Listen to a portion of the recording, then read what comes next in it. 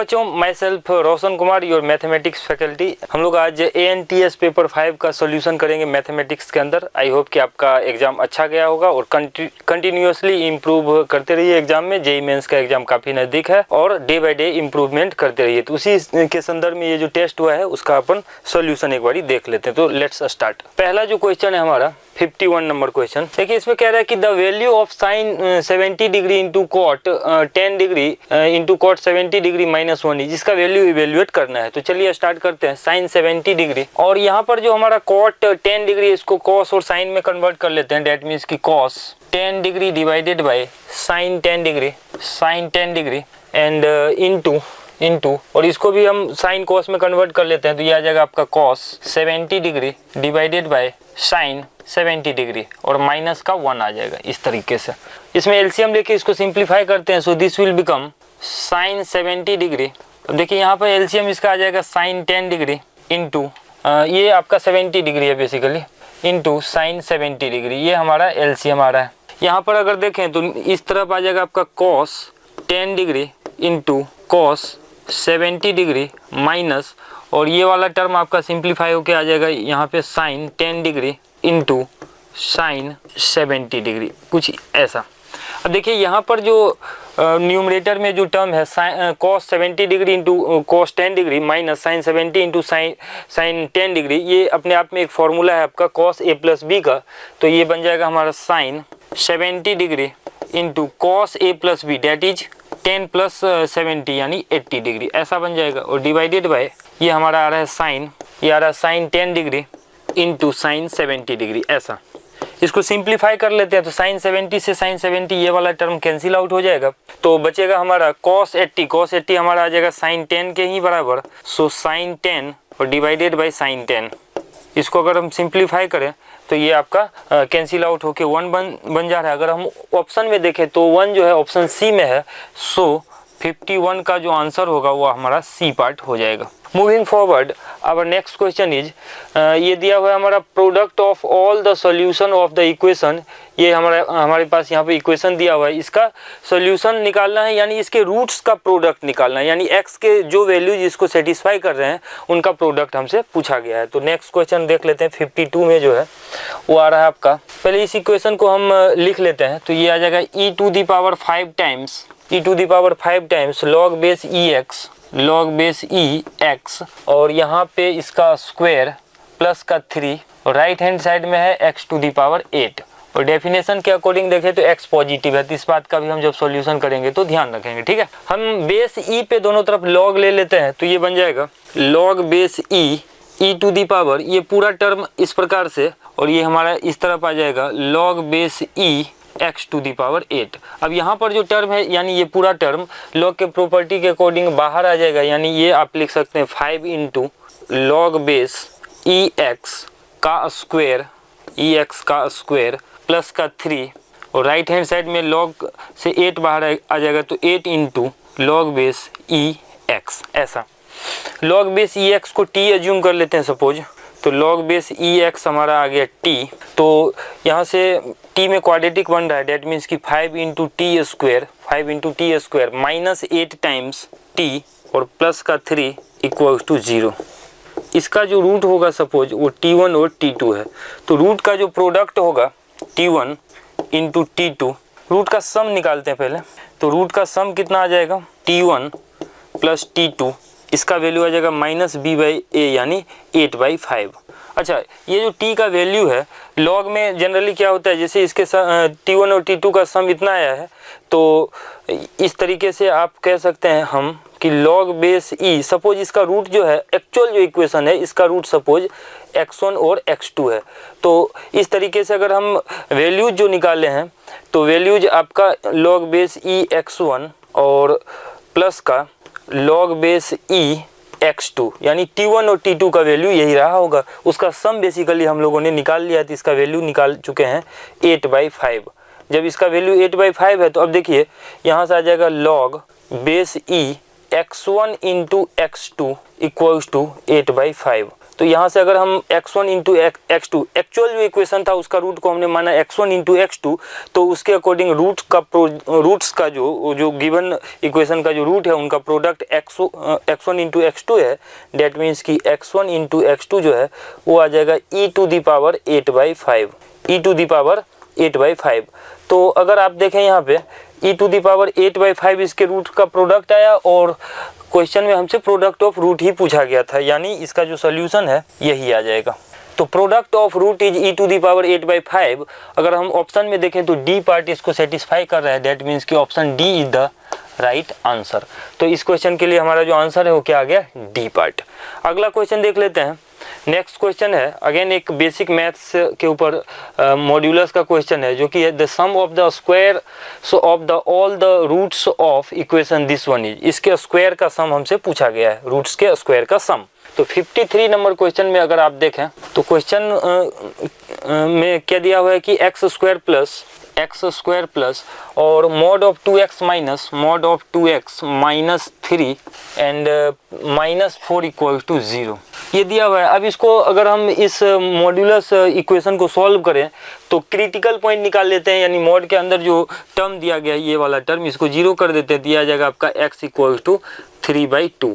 जब x equal to 3/2 आ गया है तो इसको नंबर लाइन पे लेके इसको हम लोग स्टेप वाइज बेसिक तरीके से सॉल्व करेंगे, ताकि किसी भी प्रकार का एरर ना आए मतलब कैलकुलेशन में। और इस तरह के क्वेश्चंस जो होते हैं एग्जाम में थ्रू आउट +4 मार्क्स देने वाले होते हैं, तो इसमें किसी भी प्रकार का मिस्टेक एग्जिस्ट नहीं करता है for good score in the examination.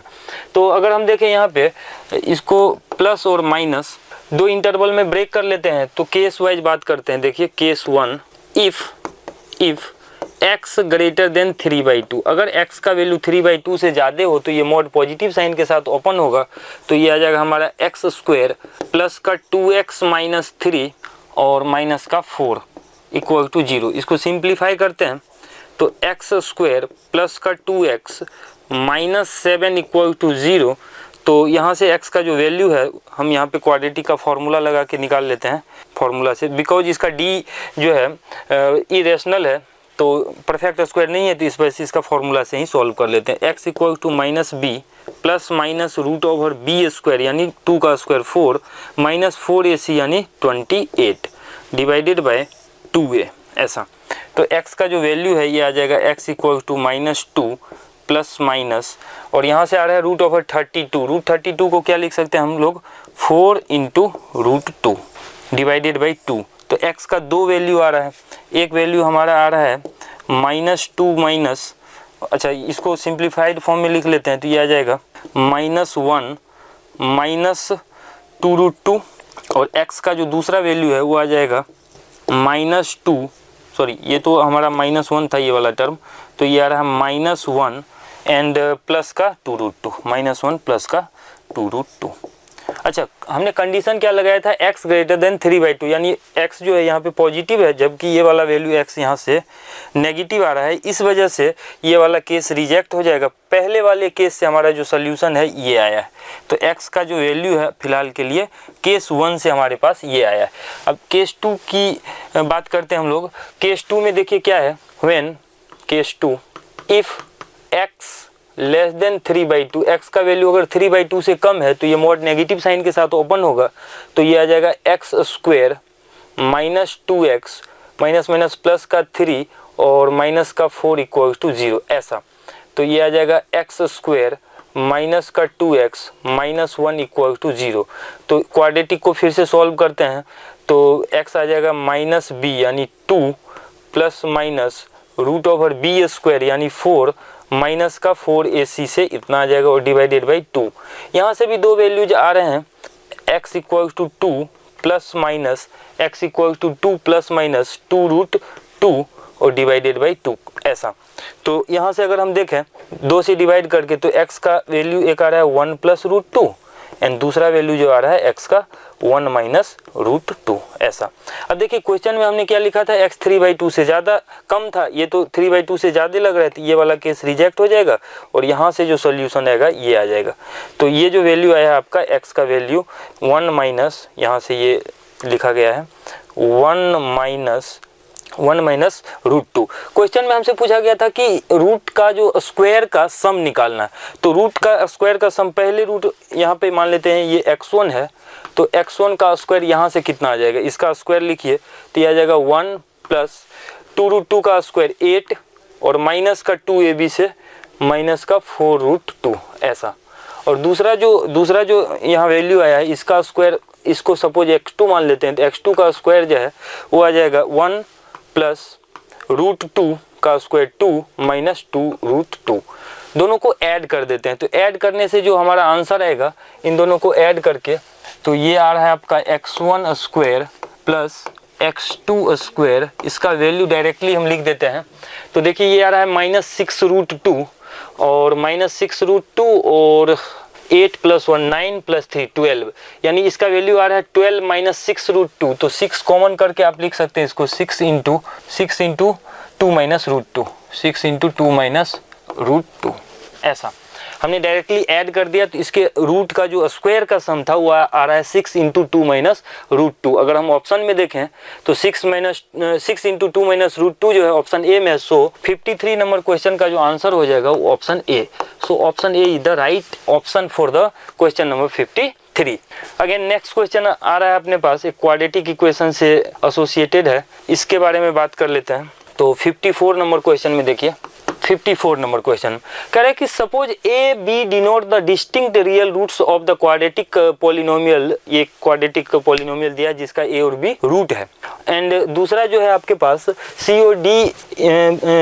And D denote the distinct complex root of the, अच्छा इसका जो रूट है वो सी और डी है। Okay, then the value of this expression. अच्छा ये प्योरली क्वाड्रेटिक इक्वेशन के ऊपर बेस्ड क्वेश्चन है, तो इसको करते हैं। पहला जो इक्वेशन है आपका x square plus 20x minus 2020 equals to 0, इसका जो रूट है वो आ रहा है a और b। ओके, तो यहाँ से रूट का सम निकाल लेते हैं, a प्लस बी आ जाएगा -20 और product of root that is a into B आ जाएगा आपका -2020। ये काम कर लिया। दूसरा इक्वेशन का रूट c और d है तो उसको भी लिख लेते हैं, यानी एक्स स्क्वायर माइनस 20x और अगला जो टर्म है डेट इज जो प्लस का 2020 इक्वल टू 0। इस क्वाड्रेटिक इक्वेशन का जो रूट है वो सी और डी दिया हुआ है। तो यहाँ से अगर आप देखें c प्लस डी का जो वैल्यू है वो आ जाएगा आपका माइनस बी बाई ए से 20 और product of the root that is c into d का वैल्यू आ जाएगा हमारा डायरेक्टली 2020 ऐसा। अब इस एक्सप्रेशन को लिखते हैं पहले, फिर इसको हम लोग ओपन करेंगे कि क्या यहाँ से हम टर्म्स को पुट कर सकते हैं इस एक्सप्रेशन में, ताकि ये रिड्यूस होकर हमें एग्जैक्ट आंसर दे दे। तो एक्सप्रेशन दिया हुआ है ए सी इंटू ए माइनस सी और प्लस का A D into A minus D और प्लस का B C into B minus C और लास्ट टर्म है आपका B D into B minus D, B D into B minus D. पूरा term ही हमने लिख लिया, ठीक है।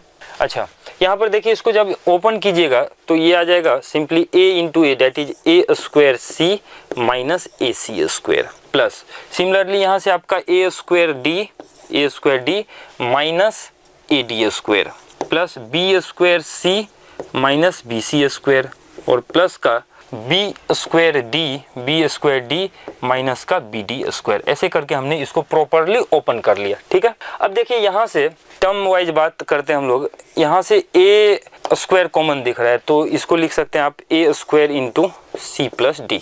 ओके, और यहाँ से बी स्क्वायर डी है तो यहाँ से भी हमारे पास आ रहा है बी स्क्वायर इंटू सी प्लस डी, ठीक है। अच्छा अब यहाँ से देखिए इन दो टर्म को माइनस ए सी स्क्वायर और माइनस का B C square, that means की अगर हम बात करें माइनस का सी स्क्वायर इंटू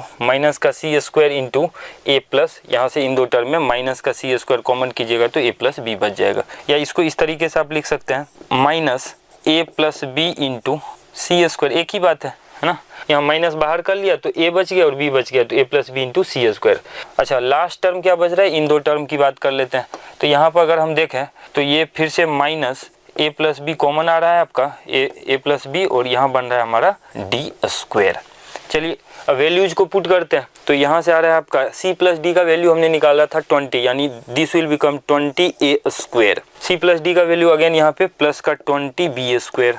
यहाँ से अगर हम देखें माइनस ए प्लस माइनस का ए प्लस बी कॉमन कर लेते हैं। अच्छा, ए प्लस बी का वैल्यू -20 है, तो माइनस माइनस प्लस का 20 इंटू सी स्क्वायर और माइनस माइनस प्लस का 20 into D square. Straight forward इस तरीके से ये सिंप्लीफाई हो रहा है, ठीक है। तो यहाँ से अगर आप देखें 20 इंटू ए स्क्वायर प्लस बी स्क्वायर को हम क्या लिख सकते हैं, ए प्लस बी का होल स्क्वायर माइनस 2ab, इस वाले टर्म की बात कर लेते हैं पहले, ठीक है।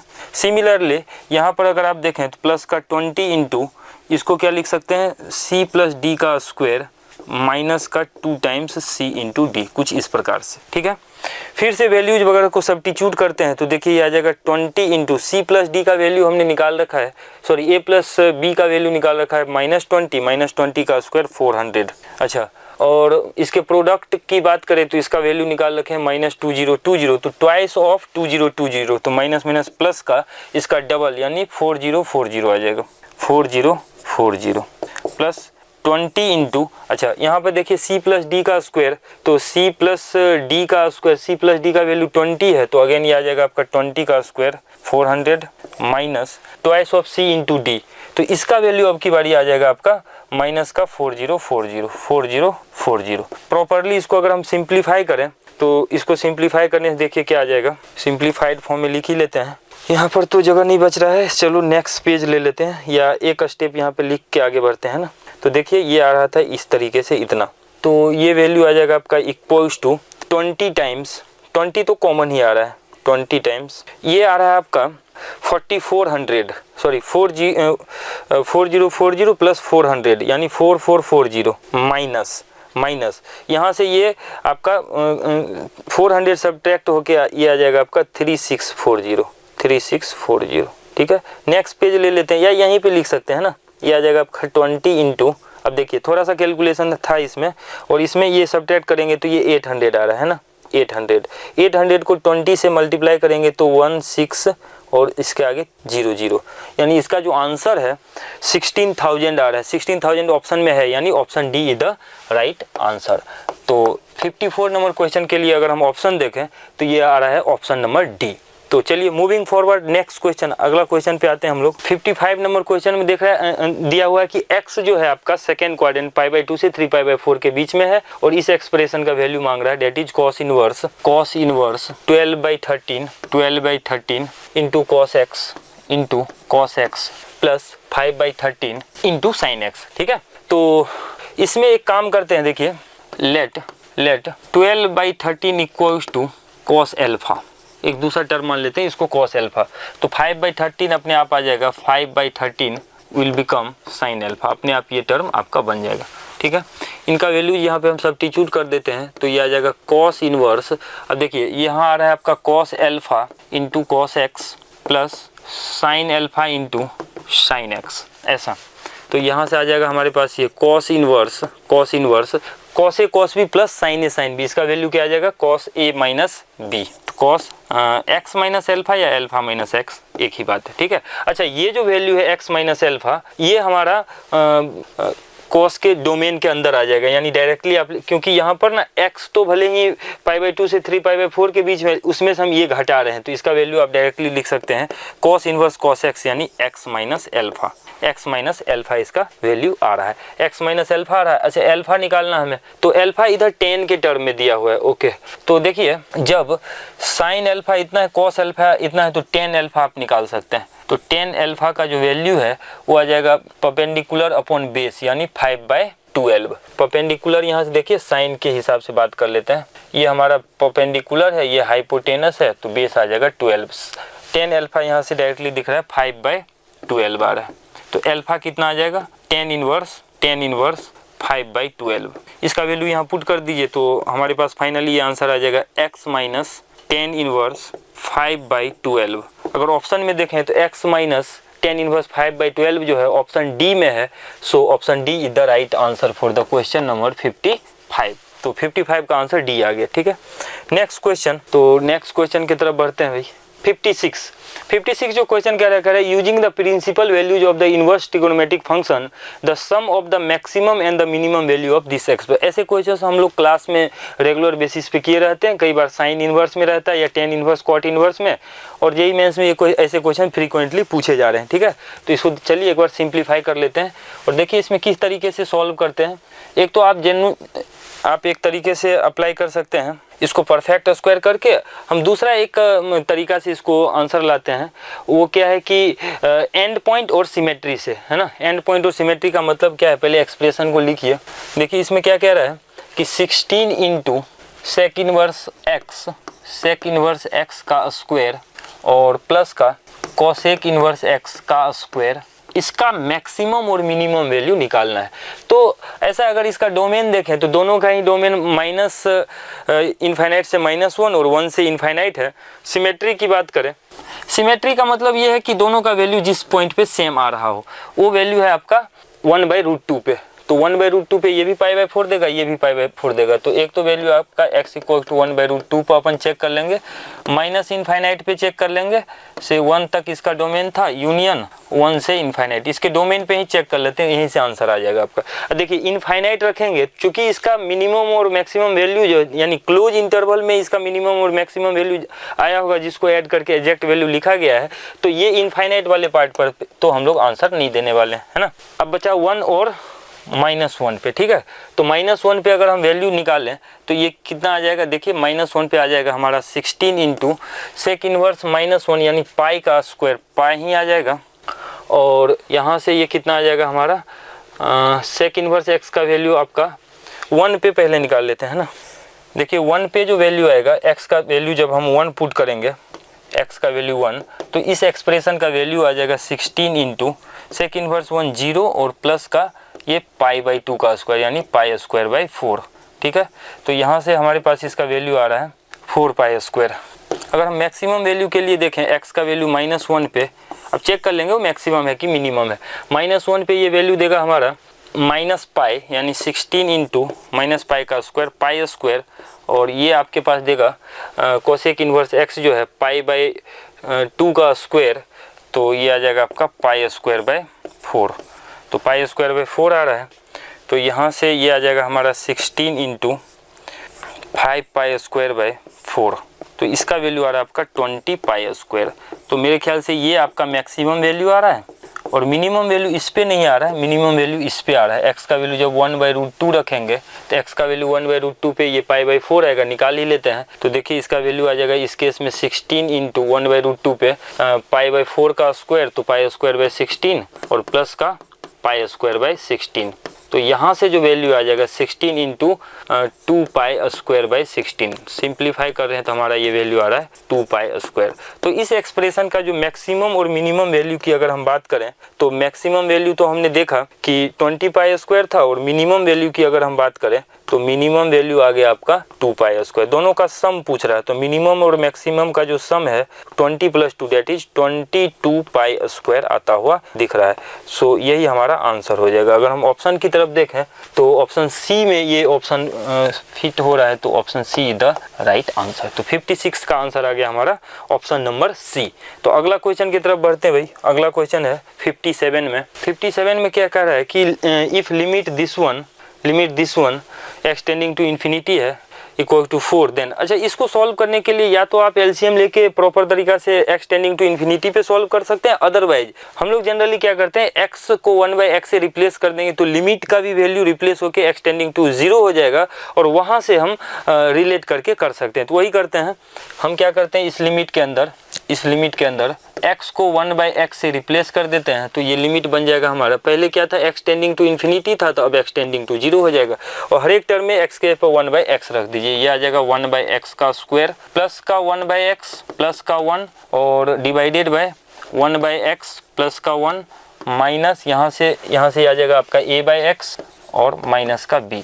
राइट हैंड साइड में इसका वैल्यू दिया हुआ है 4 के बराबर, तो इसका भी यूटिलाइज अपन करेंगे। ठीक है, तो पहले स्टेप वाइज सिंप्लीफाई करते हुए इसको देखते हैं।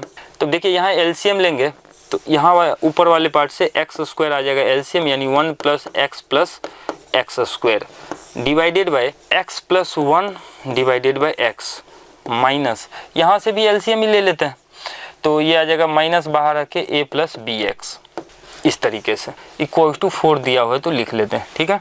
अब देखिए एलसीएम जब लेंगे तो ये टर्म यहाँ से कैंसिल आउट हो जाएगा और डिनोमिनेटर में बच जाएगा यहाँ के लिए limit x tending to 0 x into x plus 1, और यहाँ से आ जाएगा आपका 1 प्लस एक्स स्क्वायर, और यहाँ से एलसीएम भी इसका x टाइम्स दिस वन ही आएगा तो डायरेक्टली लिख लेते हैं x plus 1 times this one. x plus 1 times this one लिखेंगे तो पहले आप x से मल्टीप्लाई करके लिख लीजिए, तो माइनस का ax माइनस का bx स्क्वायर, माइनस 1 टाइम्स भी लिख लेते हैं तो minus a minus b x. इसको मैंने कंप्लीटली सिंप्लीफाई करके लिख दिया एक साथ, ठीक है। ये वैल्यू आ रहा है 4 यानी ये फाइनाइट है, यानी लिमिट एग्जिस्ट कर रहा है। अच्छा, डिनोमिनेटर की तरफ अगर आप देखें तो x टेंडिंग टू 0 है, तो जब डिनोमिनेटर 0 है, लिमिट एग्जिस्ट कर रहा है, तो न्यूमरेटर भी x टेंडिंग टू 0 पे 0 होना चाहिए। x टेंडिंग टू 0 पे न्यूमरेटर भी 0 होना चाहिए, तो x का वैल्यू 0 रख देते हैं न्यूमरेटर वाले पार्ट में। देखिए ये 0 0 0 0 0, ये सब टर्म हट गया, बचा क्या 1 माइनस ए। तो न्यूमरेटर पार्ट को 0 होने के लिए x टेंडिंग टू 0 पे 1 माइनस ए का वैल्यू 0 आ रहा है, डेट मीन्स की value of A should be 1। तो ये बड़ी आसानी के साथ हमारे पास ये आंसर इस तरीके से करने से आ जाता है, ठीक है। अब चूंकि लिमिट एग्जिस्ट करता है, वैल्यू फाइनाइट दिया हुआ है, तो हम यहाँ पे लगा देते हैं एल हॉपिटल रूल। तो एल हॉपिटल रूल के अकॉर्डिंग देखिएगा तो इसको अगर हम न्यूमरेटर और डिनोमिनेटर को डिवाइड कर देते हैं तो लिमिट मतलब डिफरेंशिएट कर देते हैं, तो ये आ जाएगा लिमिट x टेंडिंग टू 0। अब देखिए 1 का डिफरेंशिएशन 0, x का डिफरेंशिएशन 1 प्लस एक्स स्क्वायर का डिफरेंशिएशन 2x माइनस ax का differentiation minus a minus b x square का माइनस बी एक्स, a का 0 और माइनस का b। और डिनोमिनेटर वाले पार्ट में क्या आ जाएगा, डिनोमिनेटर वाले पार्ट में एक्स स्क्वायर का डिफरेंशिएशन 2x और x इंटू 1 यानी x का डिफरेंशिएशन प्लस का 1। ये 4 दिया हुआ है। तो अब समझने वाली बात इसमें ये है, x टेंडिंग टू 0 पे ये आपको अप्रोच कर रहा है 1 को, तो इसको 4 होने के लिए x टेंडिंग टू 0 पे न्यूमरेटर में जो टर्म है ये वाला टर्म, इसको भी 4 होना पड़ेगा। कब, जब x टेंडिंग टू 0 है। x का वैल्यू 0 रखिए तो ये वाला टर्म और ये वाला टर्म ये दोनों कैंसिल मतलब 0 बन जाएगा और बचेगा क्या 1 माइनस a माइनस b, और इसका वैल्यू कितना चाहिए 4। a का वैल्यू हमने लिख लिया है, a का वैल्यू यहाँ पे रख दीजिए तो 1 माइनस 1 माइनस b, और ये वैल्यू आ रहा है आपका 4 के बराबर। यहाँ से दिख रहा है माइनस b बच जाएगा, ना कि कैंसिल आउट होगा, ठीक है। तो ये आपके पास बच गया माइनस b ऐसा, तो 1 से 1 कैंसिल आउट हो गया। तो यहाँ से आप देख सकते हैं b का वैल्यू कितना आ गया, b का वैल्यू आ गया -4, b का वैल्यू हमारा -4 आ गया। यहाँ लिख देते हैं b का वैल्यू -4 आ रहा है और a का वैल्यू निकाले हमने तो 1 था। तो a1 और b का वैल्यू -4 अगर ऑप्शन में देखें तो a1 b -4 that is option b में है। So option b is the right option for the question number 57। तो 57 का आंसर अपने पास आ जाएगा बी ऑप्शन, तो बी पार्ट आ गया, ठीक है। 58 की तरफ बढ़ते हैं भाई। 58 अगेन एक लिमिट का क्वेश्चन है, फिर एक लिमिट का क्वेश्चन है, ठीक है भाई। बारी बारी से दोनों ही क्वेश्चन को सॉल्व करते हैं। तो ये क्वेश्चन नंबर 58 की तरफ आइए। 58 नंबर क्वेश्चन में क्या कह रहा है, कह रहा है कि p का वैल्यू दिया हुआ है, एक लिमिट है एक्सटेंडिंग टू 0 पे, इस प्रकार से लिखा हुआ है, then log p is equal to, ठीक है। अच्छा पहले इस लिमिट को मैं लिख देता हूँ। यहाँ p का वैल्यू आ रहा है p equals to limit x tending to 0 positive 1 plus 10 square root x, और इसके पूरे के पावर में हमारे पास ये 1/2x। अच्छा लिमिट का फॉर्मेट, हमेशा लिमिट के क्वेश्चन को सॉल्व करने से पहले लिमिट का हम फॉर्मेट जरूर चेक करते हैं। x का वैल्यू जब यहाँ रखोगे तो 10 0 आ रहा है, तो 1 टू दी पावर 1/0 यानी infinity. 1 to the power infinity का ये फॉर्मेट है, और ये बहुत ही रेगुलर क्वेश्चन है जिसको हम लोग सॉल्व करते हैं। e के पावर में इस पूरे लिमिट को लिख लेते हैं, x टेंडिंग टू 0 पॉजिटिव, जो बेस वाला टर्म है उसमें से एक घटा के, यानी 1 प्लस 10 स्क्वायर रूट x, ये बेस वाला टर्म था, -1 और इनटू में पावर वाला टर्म यानी 1/2x। यही तरीका होता है, इसको सॉल्व कर लेते हैं। तो ये आ जाएगा आपका e to the power limit x tending to 0 positive, 1 से 1 कैंसिल आउट हो गया, तो यहाँ पे बन रहा है हमारा 10 square root x divided by 2x, ठीक है। तो अब देखिए 10 स्क्वायर रूट x है, x टेंडिंग टू 0 है, तो ये वाला टर्म तो ऐसे ही दिख रहा है कि ये आ गया आपका limit e to the power limit x tending to 0 positive, और यहाँ से आ जाएगा हमारा 10 root x by root x create कर लेते हैं, और यहाँ पे बच जाएगा इंटू में 1/2। हमने क्या किया, 10 रूट एक्स को 10 रूट एक्स का स्क्वायर लिख लिया, रूट एक्स सॉरी यहाँ पर जो एक्स वाला टर्म था उसको रूट एक्स का स्क्वायर ले लिया। इससे फ़ायदा क्या हुआ, चूँकि हम जानते हैं एक्स टेंडिंग टू 0 पे 10x/x 1 होता है, तो रूट एक्स भी वैल्यू सेम ही देगा। तो यहाँ से ये वैल्यू जो है आपका फ़िलहाल के लिए ये आपका 1 आ गया है ना। तो ये वैल्यू e⁻1 और इंटू में हाफ है तो e⁻½ आ गया। अच्छा, क्वेश्चन में हमसे पूछा गया था ये अगर p है तो log p निकालिए। तो log ले लेते हैं बेस e पे, log ले लेते हैं बेसिकली, तो log p कितना आ जाएगा, हाफ बाहर और log e 1 हो जाएगा। तो log p का जो वैल्यू है वो हाफ आ गया। और ऑप्शन में हम देखें हाफ जो है ऑप्शन नंबर सी में है, तो 58 नंबर क्वेश्चन का जो ऑप्शन है वो सी पार्ट आता हुआ दिख रहा है। C is the right option for question number 58। Next question की तरफ बढ़ते हैं भाई। 59 नंबर क्वेश्चन में क्या कह रहा है, ये भी लिमिट का ही क्वेश्चन है। देखिए कह रहा है कि एफ ऑफ एक्स का वैल्यू जो है ये दिया हुआ है, एक्स जब 0 नहीं है, एक्स 0 है at x equal to 0 then f of 0 must be equal to. अच्छा, ये फंक्शन दिया कि कंटिन्यूअस है। जब इस पे एक्स इक्वल टू 0 पे फंक्शन कंटिन्यूअस है तो एक्स इक्वल टू 0 पे लिमिट जरूर एग्जिस्ट होना चाहिए। तो एक्स इक्वल टू 0 पे लिमिट एग्जिस्ट होके और उसका वैल्यू क्या होना चाहिए, वैल्यू ऑफ फंक्शन यानी एफ ऑफ 0 के बराबर होना चाहिए। तो हम क्या करते हैं, एक्स इक्वल टू 0 पे लिमिट निकाल लेते हैं, उसको वही वैल्यू हमारा एफ ऑफ 0 का आ जाएगा, मतलब वही वैल्यू एफ ऑफ 0 के बराबर होता है। तो चलिए इस लिमिट को ही सॉल्व करते हैं अगेन। तो ये आ रहा है लिमिट x टेंडिंग टू 0, ये लिखा हुआ है आपका ln 1 plus x cube into 10 square x divided by e to the power. यहाँ हम क्या करते हैं, e to the power sine cube x common कर लेते हैं, तो ये टर्म डायरेक्टली बन जाएगा मतलब e to the power x cube, ये आ जाएगा आपके पास e to the power x cube minus sine cube x, और हमने कॉमन किया कि अच्छा -1 और कॉमन जो किया था इसको आप एक तरीके से e to the power sine cube x हमने कॉमन किया था। देखिए जब हम इसको इससे मल्टीप्लाई करेंगे तो ओरिजिनल टर्म बन जाएगा, यानी कॉमन किया है हमने इस पूरे टर्म से e to the power sine cube x। अब देखिए x टेंडिंग टू 0 पे sine e to the power sine cube x का वैल्यू आएगा e टू दी पावर 0 यानी 1, यानी कांस्टेंट। अगर कोई finite constant non zero multiplication या डिवीजन में रहता है तो लिमिट में उसका वैल्यू हम लिख के बाहर कर देते हैं। ये डायरेक्टली 1 इसके जगह पे लिख के इस टर्म को हटा दिया। आगे का अपडेट मतलब आगे का जो स्टेप है वो देखिए, limit x tending to 0 ln 1 plus x cube into 10 square x divided by, इसको लिख लेते हैं x cube into 10 square x से हमने डिवाइड किया तो मल्टीप्लाई भी इसी टर्म से करना पड़ेगा, x cube into 10 square x, ऐसा हमने क्रिएट कर लिया। और यहाँ पर जो टर्म है इसके लिए भी क्रिएट कर लेते हैं e to the power x cube minus sine cube x और बाहर है -1। यहाँ पर भी हम क्या करते हैं, इसी टर्म से मल्टीप्लाई डिवाइड कर देते हैं, x cube minus sine cube x और यहाँ पे मल्टीप्लाई किया इसी टर्म से, डेट मीन्स की x cube minus sine cube है। ऐसा हम इसलिए कर रहे हैं कि ये स्टैंडर्ड लिमिट का जो फॉर्मूला वगैरह है उस पर ये सेटल हो जाए। ठीक है, अब देखिए इन दोनों टर्म को ध्यान से देखिए, इस वाले टर्म को, ये जो टर्म है वो क्या लिखा हुआ है, log 1 plus x by x लिखा हुआ है। x टेंडिंग टू 0 पे है तो इस पूरे एफ ऑफ एक्स को हमने x के तरह ट्रीट किया, क्योंकि इस वैल्यू पे फंक्शन का जो वैल्यू है वो इसी टाइप का बन रहा है। तो log x टेंडिंग टू 0 या x tending to 0 log 1 plus f of x by f of x का जो वैल्यू होता है वो 1 होता है, जहाँ पे f of x tending to 0 होना चाहिए। तो इसके जगह पे डायरेक्टली हम 1 लिख देंगे। ठीक है, सिमिलरली देखिए एक ही स्टेप में इसमें बहुत सारी टर्म हट जाएंगे। कैसे, यहाँ पर देखिए एक और फॉर्मूला हम लोग जानते हैं, ये वाला फॉर्मूला अगर देखें ध्यान से, इस वाले पार्ट पे आइए, ये जो है ये किसका फॉर्मूला बनता हुआ दिख रहा है, e to the power x minus 1 by x, limit x tending to 0 पे इसका जो वैल्यू होता है वो आपका 1 आता है। ठीक है, इसका भी वैल्यू हमारा 1 आ जाएगा, इसका भी वैल्यू 1 आ गया। इन सब टर्म्स को हम हटा देते हैं, ठीक है, ताकि हमारे लिए कैलकुलेशन जो है थोड़ा आसान बन जाए। ठीक है, तो ये क्या बन गया आपका, equals to limit x tending to 0, पूरे टर्म को रिड्यूस करके हम 1 के बराबर लिख देते हैं। न्यूमरेटर में बन रहा है आपका x cube into 10 square x divided bye, यहाँ से बन रहा है ये x cube minus sine cube का स्क्वायर। साइन क्यूब का स्क्वायर को हम लिख लेते हैं 1 माइनस साइन क्यूब के स्क्वायर को लिख लेते हैं, साइन क्यूब का एक्सपेंशन ही लिख देते हैं। चलिए अगले स्टेप में लिखेंगे, है ना। ये हमारे पास आ रहा है साइन एक्स का क्यूब, ऐसा।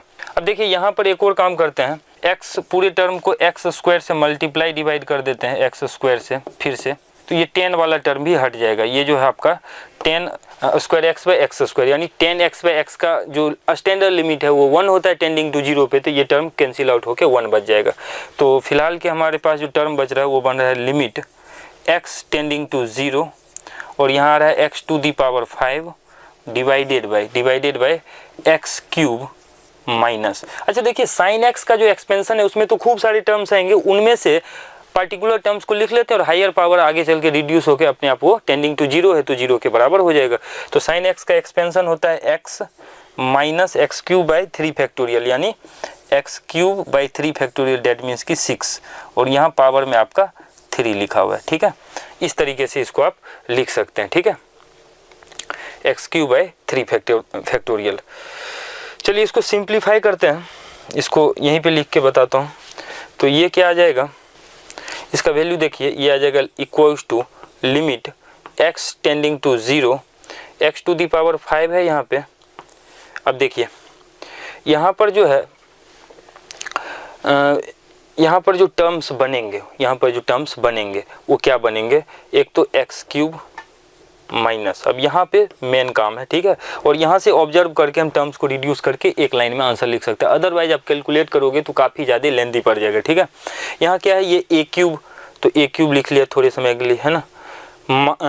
ए माइनस बी का होल क्यूब ए क्यूब माइनस बी क्यूब, तो माइनस बी क्यूब को बाद में लिखेंगे क्योंकि हायर पावर है उसकी ज़रूरत नहीं है। उसके बाद क्या होता है, A cube minus B cube minus 3a square B, इसकी ज़रूरत है माइनस 3a स्क्वायर यानी एक्स क्यूब का सॉरी एक्स स्क्वायर, तो एक्स स्क्वायर ए स्क्वायर की जगह एक्स स्क्वायर और इंटू बी यानी डायरेक्टली दिख रहा है x to the power 5 create होता हुआ, है ना।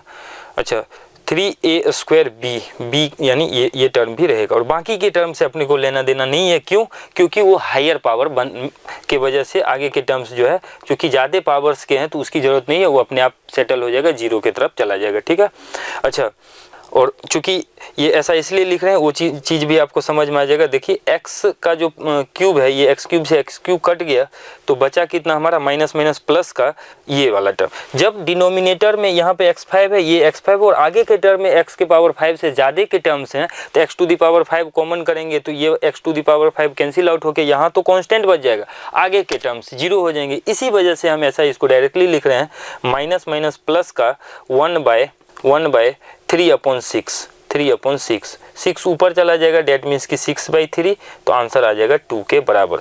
हमने कई सारे स्टेप्स को यहाँ पे रिड्यूस करके लिखा है, अगर आप स्टेप वाइज लिखिएगा तो थोड़ा सा आगे चल के विजुलाइज हो जाएगा। तो यहाँ पे फिलहाल एग्जाम में सॉल्व करने के पॉइंट ऑफ व्यू से आप इस तरीके से सॉल्व करें तो थोड़ा टाइम भी सेव होगा और आंसर भी तेजी से आएगा। सो ये जो क्वेश्चन नंबर था हमारा 59 नंबर क्वेश्चन जिसका आंसर 2 आ रहा है और 2 जो है अगर हम ऑप्शन में देखें तो बी पार्ट में आ रहा है, डेट मीन्स की b is the right option for the question number 59। अगले क्वेश्चन की तरफ आते हैं भाई। नेक्स्ट क्वेश्चन है 60 नंबर क्वेश्चन पे आते हैं, है ना। क्वेश्चन नंबर 60 जो है ऐसा आ जाएगा, the number of critical points of the function f of x. अच्छा ये फंक्शन दिया है, इसके क्रिटिकल पॉइंट्स पूछ रहे हैं तो एक बार फंक्शन लिख लेते हैं। F of x equals to x minus 2 to the power 2/3 और इंटू में 2x प्लस 1 तो ठीक है। इसको ना क्रिटिकल पॉइंट निकालने के लिए हम लोग जनरली क्या करते हैं, फंक्शन को डिफरेंशिएट करके 0 करते हैं। डिफरेंशिएट करके जब 0 करते हैं तो वहाँ से जो x डिफरेंशिएशन से x के जिन वैल्यूज पे या तो डेरिवेटिव उसका 0 हो या अनडिफाइंड हो वो वैल्यूज हमारा क्रिटिकल पॉइंट कहलाता है। तो सिंपली इसको हम डिफरेंशिएट करके देखते हैं कि किन वैल्यूज पे ऐसा हो रहा है। ठीक है, तो ये आ जाएगा आपका f dash of x equals to, देखिए यहाँ प्रोडक्ट रूल लगा देते हैं। प्रोडक्ट रूल लगाने से 2/3 x minus 2 to the power ये 2/3 माइनस 1 डेट इज माइनस 1/3 और ये वाला टर्म एज इट इज रह जाएगा। ये वाला टर्म क्या रह जाएगा 2x प्लस 1 और प्लस का सेकेंड टर्म को रहने देते हैं 2x प्लस 1 को, सॉरी सेकेंड टर्म जो यहाँ पर है हमारा ये स्टार्टिंग वाला टर्म उसको रहने देते हैं x minus 2 whole to the power 2/3 और इसका डिफरेंशिएशन 2 आ जाएगा। 2x प्लस 1 का डिफरेंशिएशन इज 2। ठीक है, इसको थोड़ा सिंप्लीफाई कर लेते हैं तो एफ डैश ऑफ एक्स जो है वो बनता हुआ दिख रहा है। इसको पावर है तो डिनोमिनेटर में लेके आते हैं तो न्यूमरेटर में बन रहा है 2 × 2x plus 1 divided by 3 × x minus 2 whole to the power 1/3, ये डिनोमिनेटर में आ गया टर्म, और प्लस का x minus 2 whole to the power 2/3 और 2 टाइम्स ये लिखा हुआ है ऐसा। तो यहाँ से अगर आप इसको और सिंप्लीफाइड फॉर्म में लिखें तो हमें ये दिख रहा है 3 into x minus 2 to the power 1/3, ये इसका एलसीएम आ रहा है। तो ऊपर न्यूमरेटर वाला टर्म एज इट इज रहेगा 2 टाइम्स, यानी 4x प्लस का 2 और प्लस का this times 2 into 3 that is 6 times, और यहाँ पे क्या हो जाएगा x minus 2 to the power 1/3 into x minus 2 to the power 2/3, तो पावर ऐड होके x टू दी पावर बन जाएगा 3/3 यानी 1 ही, यानी ये लिखा हुआ है x minus 2 to the power 1। अच्छा, इसको और थोड़ा सिंप्लीफाइड फॉर्म में लिख लेते हैं, फिर आंसर अपना करीब नजर आ रहा है। ठीक है, तो ये आ रहा है हमारा 6x plus 4x, 6x plus का 4x, ये 6x कितना आ रहा है, ये 6x प्लस का 4x यानी 10x ही आ रहा है, और 10x यहाँ से minus 12, 10x minus 12 plus 2 minus 10 divided bye, एक बार चेक कर लीजिए कैलकुलेशन में अगर कहीं पे एरर हो तो इसको चेक करके दोबारा से लिख लेते हैं। देखिए ये लिखा हुआ था 2/3 इसके पावर में था, इनटू में दिस वन।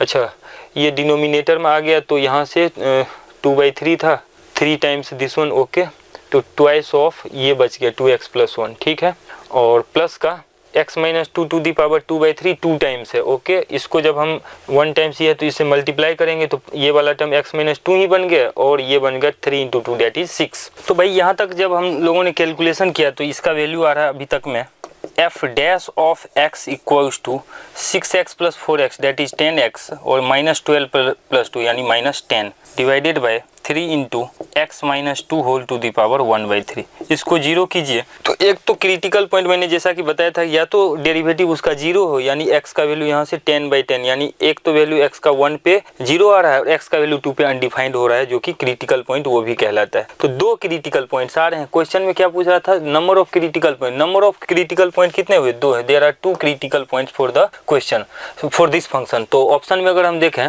60 का, तो 60 नंबर क्वेश्चन का जो ऑप्शन है 2 यानी ए पार्ट आ जाएगा। ठीक है, अगला क्वेश्चन 61 देखते हैं। तो 61 नंबर क्वेश्चन को एक बार अरेंज कर लेते हैं पहले। 61 में कह रहा है कि if the function g of x is differentiable then the value of k plus m is.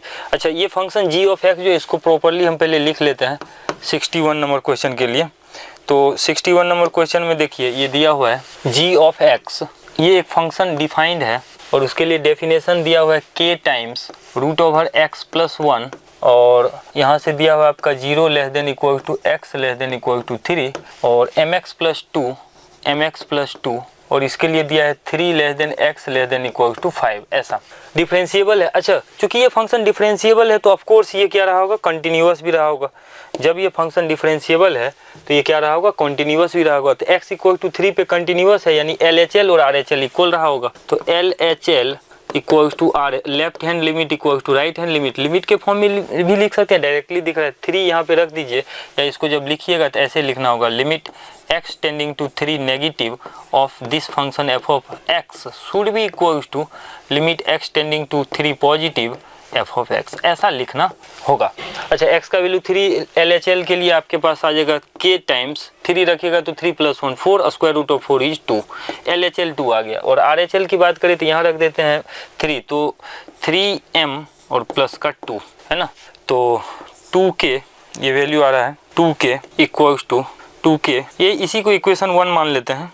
ठीक है, तो कंटिन्यूटी के प्रॉपर्टी से एक सॉल्यूशन आ गया। अब इसको चूंकि ये फंक्शन डिफरेंशिएबल है तो इसका लेफ्ट हैंड डेरिवेटिव जो होगा वो राइट हैंड डेरिवेटिव के इक्वल होगा, तो लेफ्ट हैंड साइड में डिफरेंशिएट करके डायरेक्टली हम वैल्यू को 3 पुट कर देते हैं, LHD इक्वल्स टू RHD। तो यहाँ पे जब डिफरेंशिएट करके वैल्यू रखेंगे तो k टाइम्स 1/√x का डिफरेंशिएशन 1/2√x प्लस 1 और इसका वैल्यू इधर डिफरेंशिएट करिएगा तो m आएगा। ये किस पे ऐसा हो रहा है, 3 पे, तो 3 रख देते हैं, तो k/2 और 3 प्लस 1 4 का स्क्वायर रूट 2, ये हमारा m आ गया। तो यहाँ से डायरेक्टली दिख रहा है k इक्वल्स टू 4m, तो k का वैल्यू 4m जो है हम इस इक्वेशन फर्स्ट में रख देते हैं, तो 2k जो है 2k वो आ जाएगा 4m, k के जगह पे ही 4m रख देते हैं ना, तो k के जगह पे हम 4m रखेंगे तो यह बन जाएगा आपका 4m into 2 that is 8m equals to 3m और प्लस का 2। तो यहाँ से 5m इक्वल टू 2 यानी m का वैल्यू दिख रहा है 2/5। तो m का वैल्यू 2/5 दिख रहा है तो k का वैल्यू कितना आ जाएगा, k का वैल्यू आ जाएगा 8/5। दोनों को ऐड कर देते हैं तो m प्लस k का जो वैल्यू है वो आ जाएगा 8 + 2 10/5। इसका वैल्यू आ जाएगा आपका 10/5 विच विल बिकम 2। अगर हम 2 ऑप्शन में देखें तो इस क्वेश्चन के लिए 2 जो है बी पार्ट में है, तो 61 का जो आंसर है वो आ जाएगा आपका बी फॉर बॉम्बे।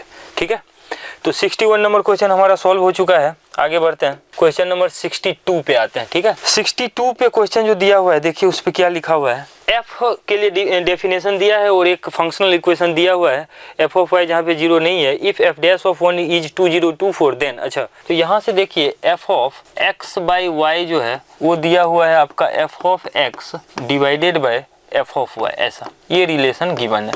यहाँ हम क्या करते हैं, पार्शियली डिफरेंशिएट करते हैं, partially differentiate with respect to x. X के रिस्पेक्ट में यहाँ वाई को कांस्टेंट मान के हम डिफरेंशिएट कर देते हैं। क्या आ जाएगा, f dash of x by y और 1/y का डिफरेंस, एक्स बाई वाई का डिफरेंशिएशन, चूंकि वाई कांस्टेंट है तो खाली 1/y बच जाएगा। और राइट हैंड साइड में ये वाला पार्ट अगेन कांस्टेंट रहेगा और ये आ जाएगा हमारा एफ डैश ऑफ एक्स, ऐसा। अब यहाँ पे हम क्या करते हैं, रिप्लेस y बाई एक्स। इस इक्वेशन में हम y को x से रिप्लेस कर देते हैं तो क्या बन जाएगा, f dash of x by x यानी 1 into 1/x equal to 1/f of x into F dash of x। अब देखिए एफ डैश ऑफ 1 का वैल्यू क्वेश्चन में गिवन है यहाँ पे 2024, तो रख देते हैं यहाँ पे इसका वैल्यू 2024 डिवाइडेड बाई x और इधर आ जाएगा हमारा F dash of x divided by f of x।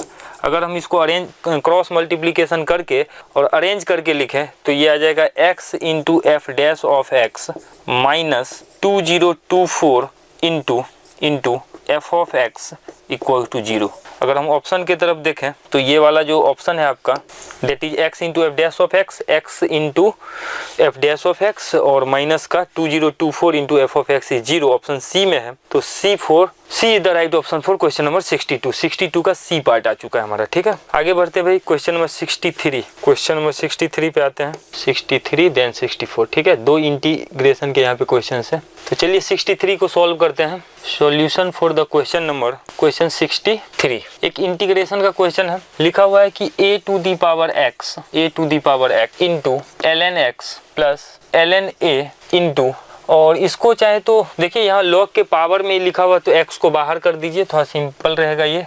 x times log x by E को ln x और log e को -1। इन्हें प्रॉपर तरीका से इसको सिंप्लीफाई करके ही लिख दिया यहाँ पे। ठीक है, इसका इंटीग्रेशन हमें चाहिए। ठीक है, तो इसके लिए देखिए क्या करते हैं, सो इस इंटीग्रल को i मान लेते हैं, तो i जो है हो जाएगा वो आ जाएगा a to the power x into ln x। ठीक है, a to the power x से मल्टीप्लाई कर देते हैं इधर, प्लस का ln a into a to the power x into x times ln x minus का 1 dx। देखिए यहाँ पर इस वाले पार्ट को हम क्या करते हैं, एज इट इज रहने देते हैं। ठीक है, इसको बाद में इंटीग्रेट करेंगे ही नहीं, क्योंकि इधर दिख रहा है कि कुछ ऐसा करने से शायद इसका नेगेटिव पार्ट क्रिएट हो जाए। ठीक है, तो यहाँ पर देखिए इस एक्सप्रेशन को फर्स्ट फंक्शन मान लेते हैं और इसको हम मान लेते हैं second function, including ln a और बाकी टर्म जो है, यानी हम क्या करते हैं a to the power x को सेकेंड फंक्शन मानते हैं, रिमेनिंग को फर्स्ट फंक्शन मान लेते हैं, है ना। तो इसके लिए हम बाई पार्ट का यूज कर लेते हैं। बाई पार्ट जब आप लगाइएगा तो ये वैल्यू आ जाएगा i equals to a to the power x into ln x, ये तो एज इट इज रहने दिया। इसमें देखिए हमने बाई पार्ट लगाया तो फर्स्ट फंक्शन ये पूरा यानी x into ln x minus 1 into ln a, ये हमारा पूरा फर्स्ट फंक्शन है। ठीक है, first function into integral of second function, a to the power x का इंटीग्रेशन क्या आ जाएगा, a to the power x divided by ln a, ऐसा minus integral of second function a to the power x divided by ln a into differentiation of first function मतलब ये जो पूरा का पूरा टर्म है, इसका डिफरेंशिएशन एक बार निकाल के यहाँ पे डायरेक्टली हम पुट कर देंगे, देखते हैं क्या आता है। उससे क्या होगा, हमारा कैलकुलेशन और टाइम दोनों बच जाएगा।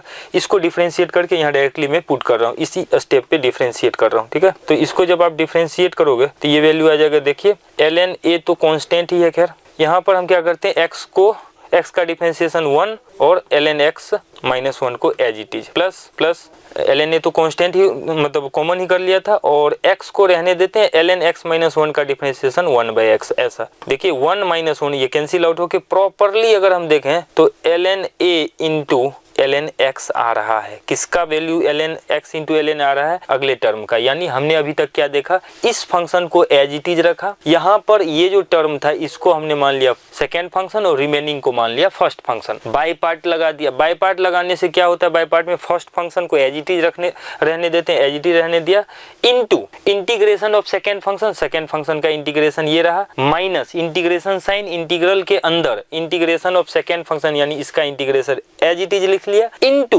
Differentiation of first function. इस पूरे पार्ट का डिफरेंशिएशन ये आ रहा है, इसको एज इट इज आप लिख सकते हैं। तो क्या आ गया हमारा ये ln a into ln x into ln x।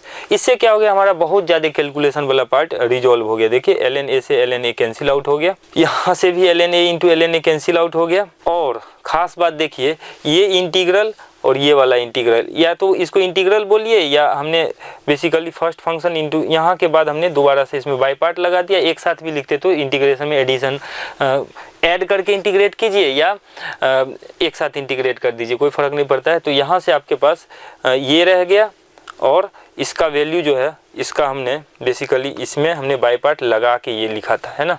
तो बाई पार्ट जब लगा के ये लिखा था फर्स्ट, तो ये क्या था हमारा, यहाँ पर जो टर्म था ये एज इट इज था, और ये फर्स्ट फंक्शन क्या था, first function into integral of second function. First function में आई थिंक ये x था, ओके। तो ये x आ रहा था, तो x इंटू फर्स्ट फंक्शन को एज इट इज रहने दिया, into integral of second function minus ये वाला पार्ट।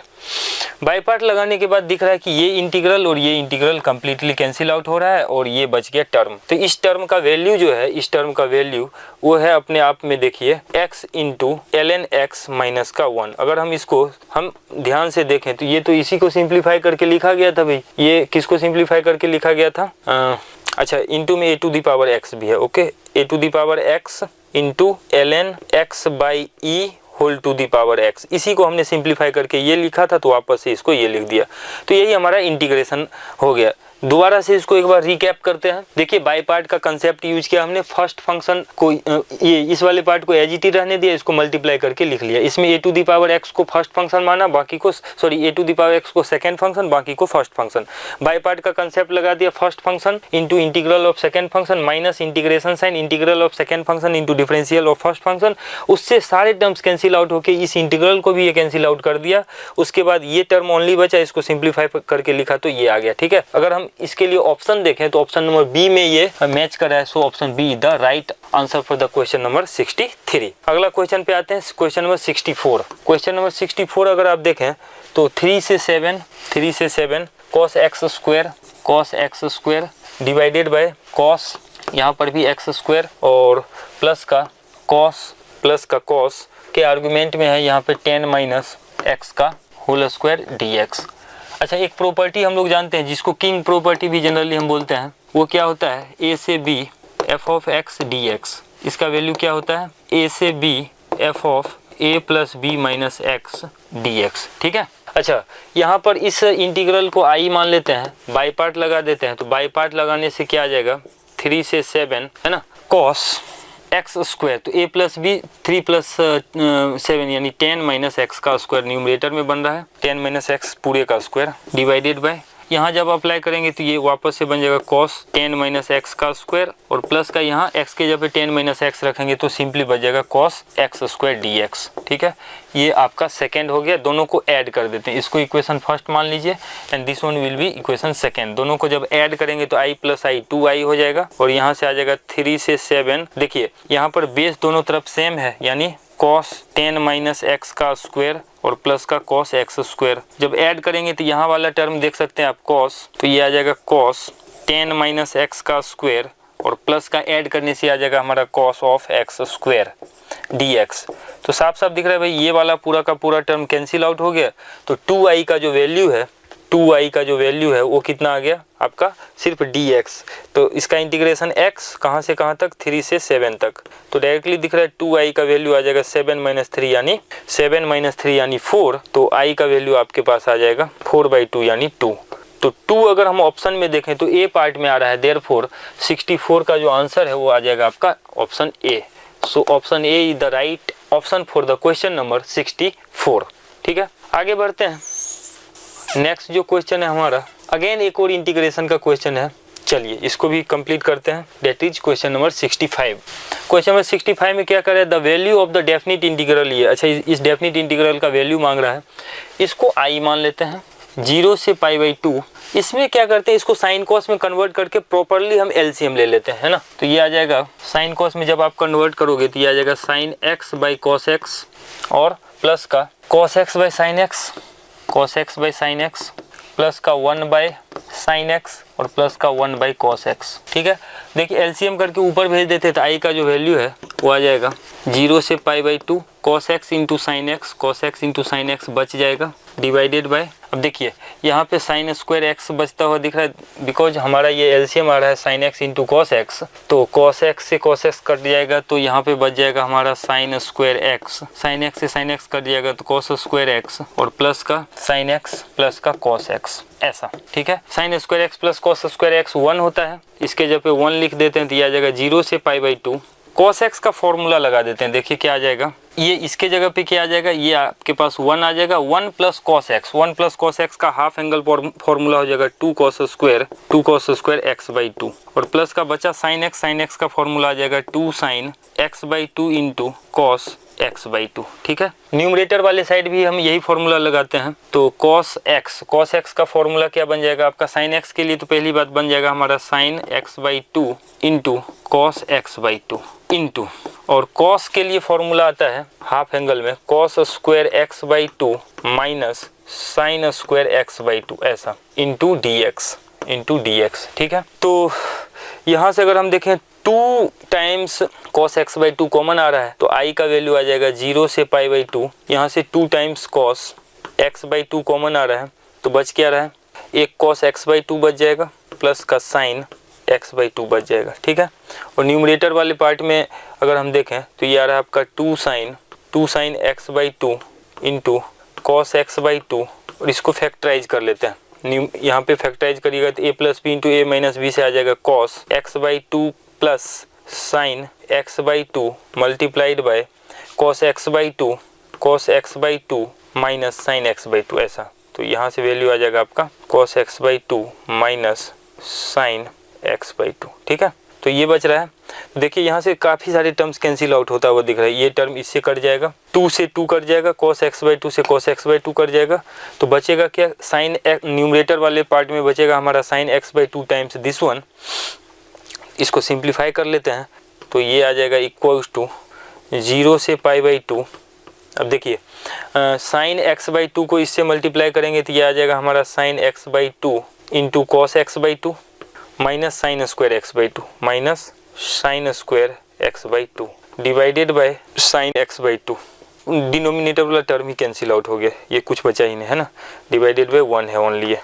ठीक है, इससे आगे बढ़ते हैं, 2 से मल्टीप्लाई कर देते हैं न्यूमरेटर में और 2 से डिवाइड भी कर देते हैं तो ये जो इंटीग्रल आई है आपका बन जाएगा i इक्वल्स टू 1/2 ऑफ 0 से π/2। जब हमने 2 से मल्टीप्लाई किया तो आ जाएगा sine x twice of sine x/2 into cos x/2 minus 2 और क्या था टर्म यहाँ पे 2 sin स्क्वायर x/2 माइनस का 2 sin स्क्वायर x/2 और dx। ठीक है, ये dx। अब देखिए यहाँ अगेन ट्रिगोनोमेट्रिक फॉर्मूला वगैरह लगाते हैं, आ जाएगा 1/2 इंटू 0 से π/2 2 sin x cos x क्या आ जाएगा sin x sin 2 थीटा के हेल्प से माइनस, अच्छा 2 sin स्क्वायर थीटा क्या हो जाएगा 1 माइनस cos x सिंपली ऐसा dx। अब ये काफ़ी सिंपल बन चुका है।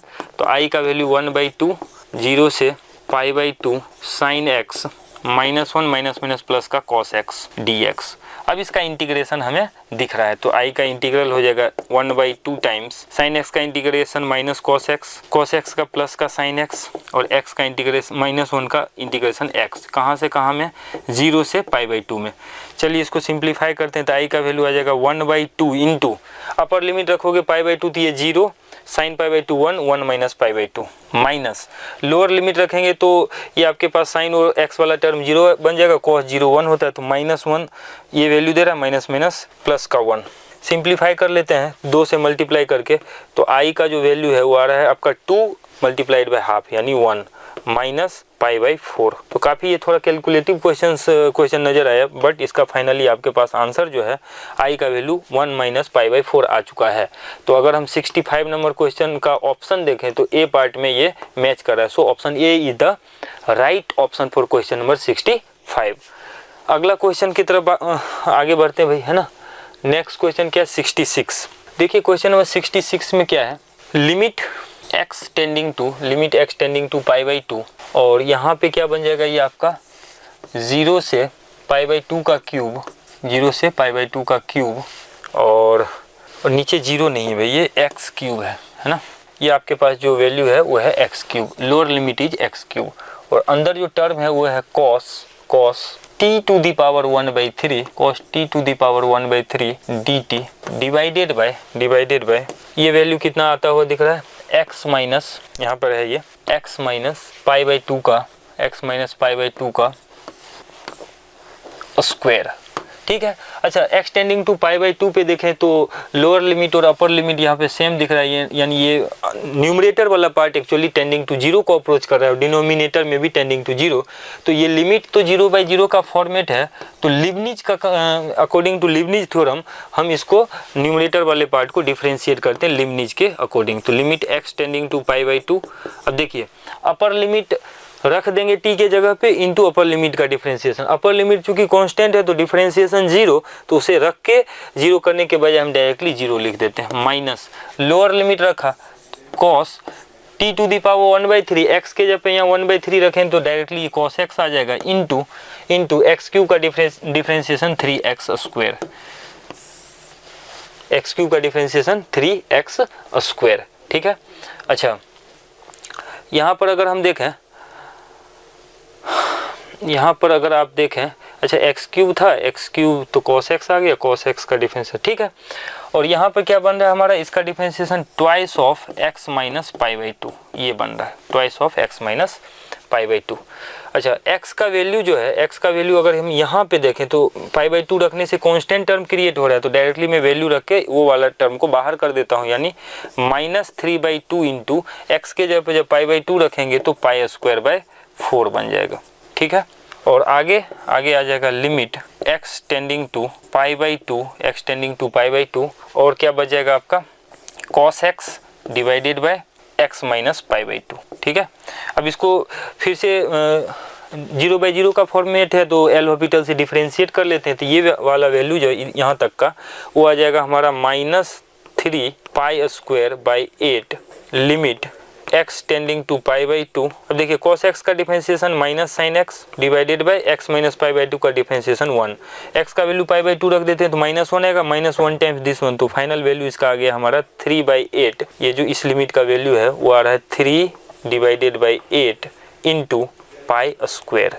ऑप्शन में देखें तो 3 पाई स्क्वायर बाई 8 जो है ऑप्शन बी में आ रहा है, तो 66 नंबर क्वेश्चन का जो ऑप्शन है वो बी आ जाएगा। So B is the right option for the question number 66। अगला क्वेश्चन की तरफ आगे बढ़ते हैं भाई, है ना। क्वेश्चन नंबर 67 में क्या दिया है, एक फंक्शनल इक्वेशन दिया है जिसको लिख लेते हैं 5 times f of x plus 4 times f of 1/x equals to x square minus 2, x 0 नहीं है तो y equals to 9x square into F of x का वैल्यू किस इंटरवल में इंक्रीजिंग है डिक्रीजिंग है, ये हमें मालूम करना है। तो इस इक्वेशन में क्या करते हैं, हम x को 1/x से रिप्लेस कर देते हैं, तो यह आ जाएगा आपका 5 times f of 1/x plus 4 times f of x equals to 1/x square और माइनस का 2, ऐसा। तो इसके बाद अगर आप देखें इस इक्वेशन को हम क्या करते हैं 5 से मल्टीप्लाई कर देते हैं और इसको 4 से, इसको 5 से मल्टीप्लाई किया और इसको 4 से, और दोनों को घटा के एक साथ लिख दिया। तो इससे क्या होगा, जल्दी आपका आंसर आ जाएगा, मतलब एफ ऑफ एक्स का वैल्यू जल्दी आ जाएगा। देखिए 25 एफ ऑफ एक्स और माइनस का 16 F of x, 25 minus 16 into F of x directly लिख दिया, है ना। अच्छा, और 20 इंटू एफ ऑफ 1/x और 20, ये तो एफ ऑफ 1/x का टर्म ही कैंसिल आउट हो गया। राइट हैंड साइड की तरफ आते हैं तो ये आ जाएगा आपका 5x स्क्वायर माइनस 10, और यहाँ से क्या हो जाएगा minus 4/x square minus minus plus का 8, ऐसा। ठीक है।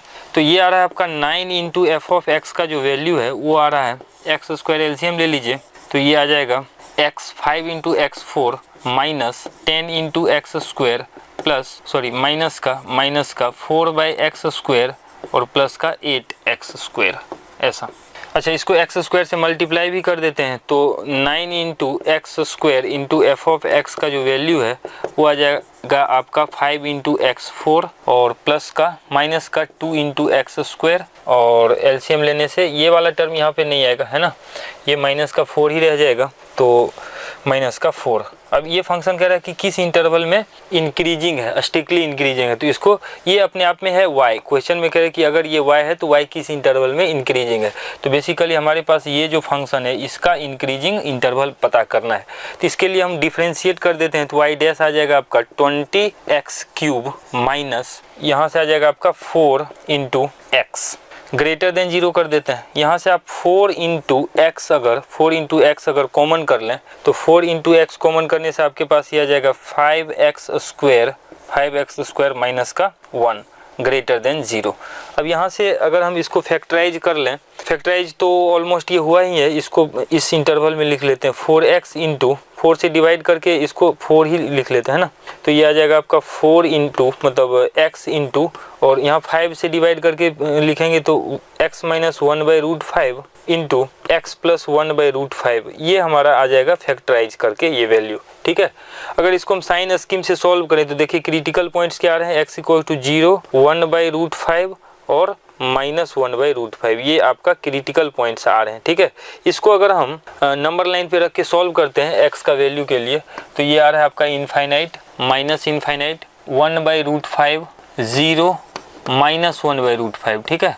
तो यहाँ से आ जाएगा आपका पॉजिटिव नेगेटिव पॉजिटिव नेगेटिव, क्योंकि ये लीनियर फंक्शन है तो साइन जो है सो ऑल्टरनेट हो गए। ग्रेटर देन का साइन था तो आपका एक इंटरवल ये आ जाएगा पॉजिटिव वाला और दूसरा ये, तो यहाँ से हम देख सकते हैं therefore we can say y is strictly increasing in -1/√5 से 0 यूनियन 1/√5 टू इनफाइनाइट।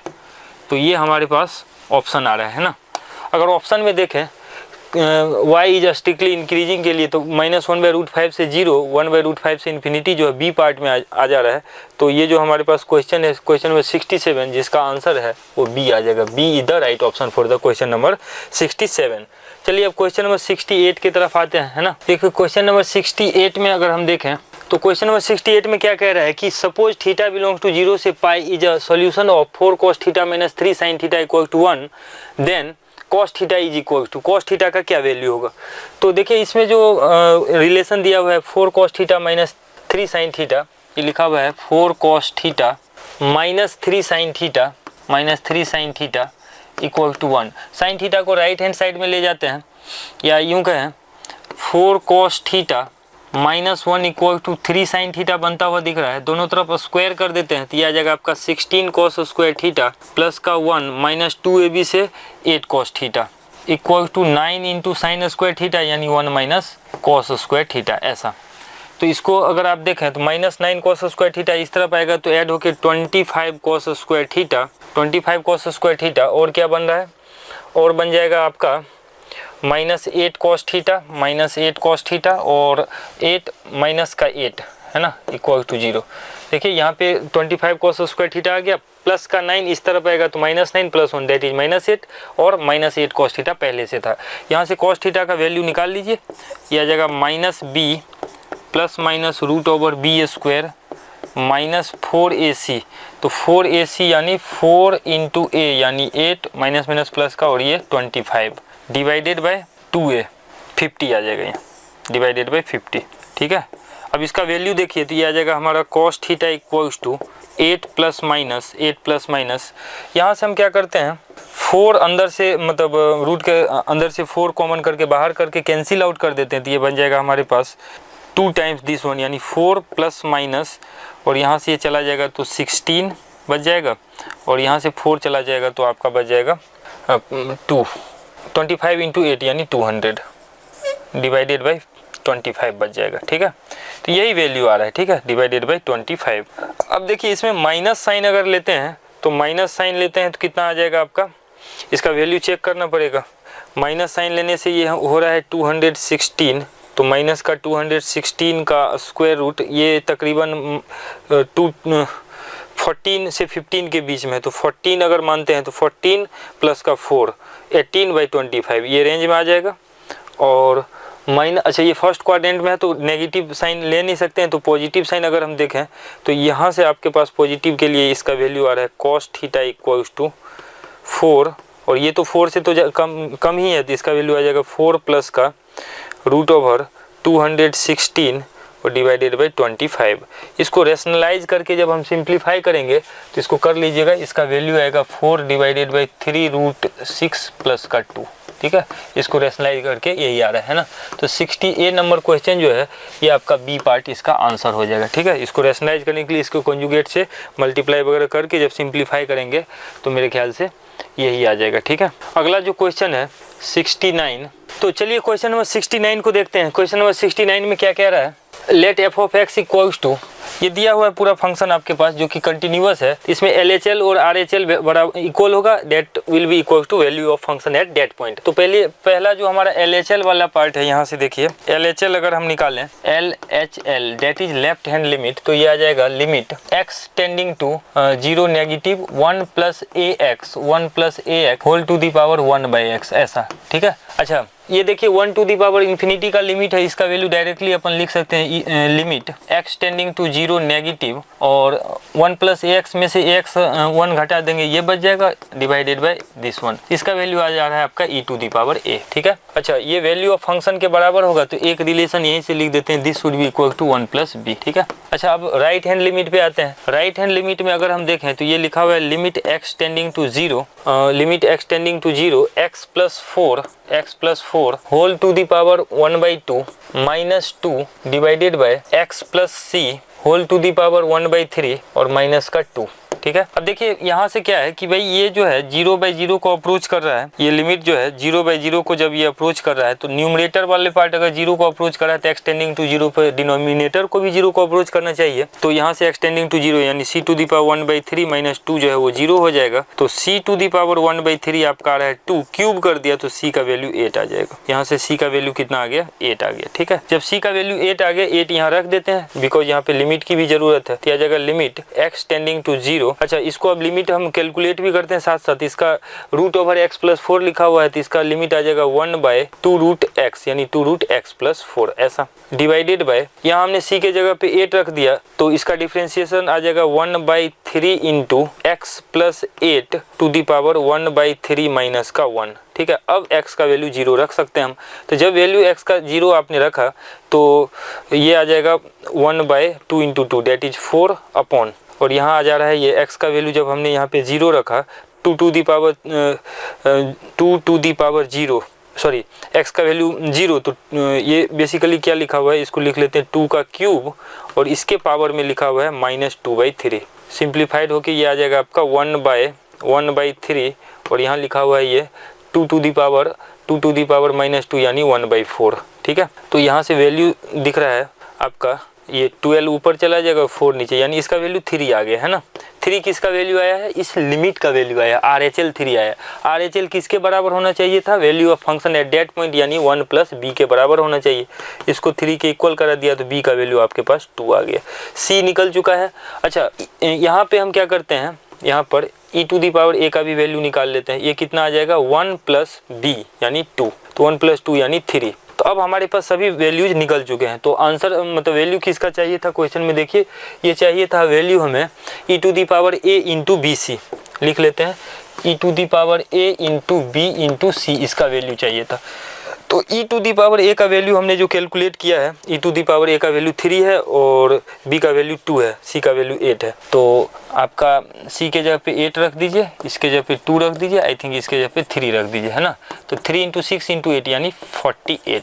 तो इसका जो वैल्यू है इस एक्सप्रेशन का 48 आ रहा है। 48 अगर हम ऑप्शन में देखें तो बी में आ रहा है, यानी 69 नंबर क्वेश्चन का जो आंसर होगा वो बी आपका सही आंसर हो जाएगा। ठीक है, एक और क्वेश्चन है क्वेश्चन नंबर 70 जो कि MCQ टाइप सिंगल करेक्ट वाले का लास्ट पार्ट है।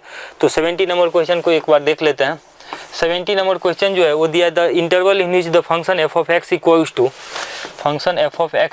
To x to the power x, x positive है ऑफ कोर्स, तो इज स्ट्रिक्टली इंक्रीजिंग। ये स्ट्रिक्टली इंक्रीजिंग किस इंटरवल में होगा, तो हम क्या करते हैं x to the power x का डिफरेंशिएशन लिखते हैं, तो ये आ जाएगा आपका एफ डैश ऑफ एक्स, और इसका डिफरेंशिएशन आप पावर मतलब वेरिएबल की पावर में वेरिएबल है वो निकाल भी सकते हैं। जनरली हम लोग इसको ध्यान में भी रखते हैं, जिसका मुझे जहाँ तक याद आ रहा है x to the power x into 1 plus ln x, ये इसका डिफरेंशिएशन होता है। ठीक है, अब ये चीज़ कह रहा है कि इंक्रीजिंग किस इंटरवल में होगा, तो फॉर इंक्रीजिंग इसका डेरिवेटिव शुड बी पॉजिटिव। जिस इंटरवल में ये डेरिवेटिव पॉजिटिव होगा उस वही हमारा इंटरवल आंसर हो जाएगा। तो देखिए एक्स अगर पॉजिटिव है तो ये वाला क्वांटिटी तो पॉजिटिव हो गया, तो इस पॉजिटिव नंबर से दोनों तरफ अगर हम डिवाइड कर दें तो यह आ जाएगा 1 plus ln x greater then 0।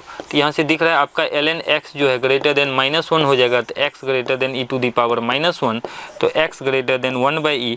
तो interval for which f of x is increasing.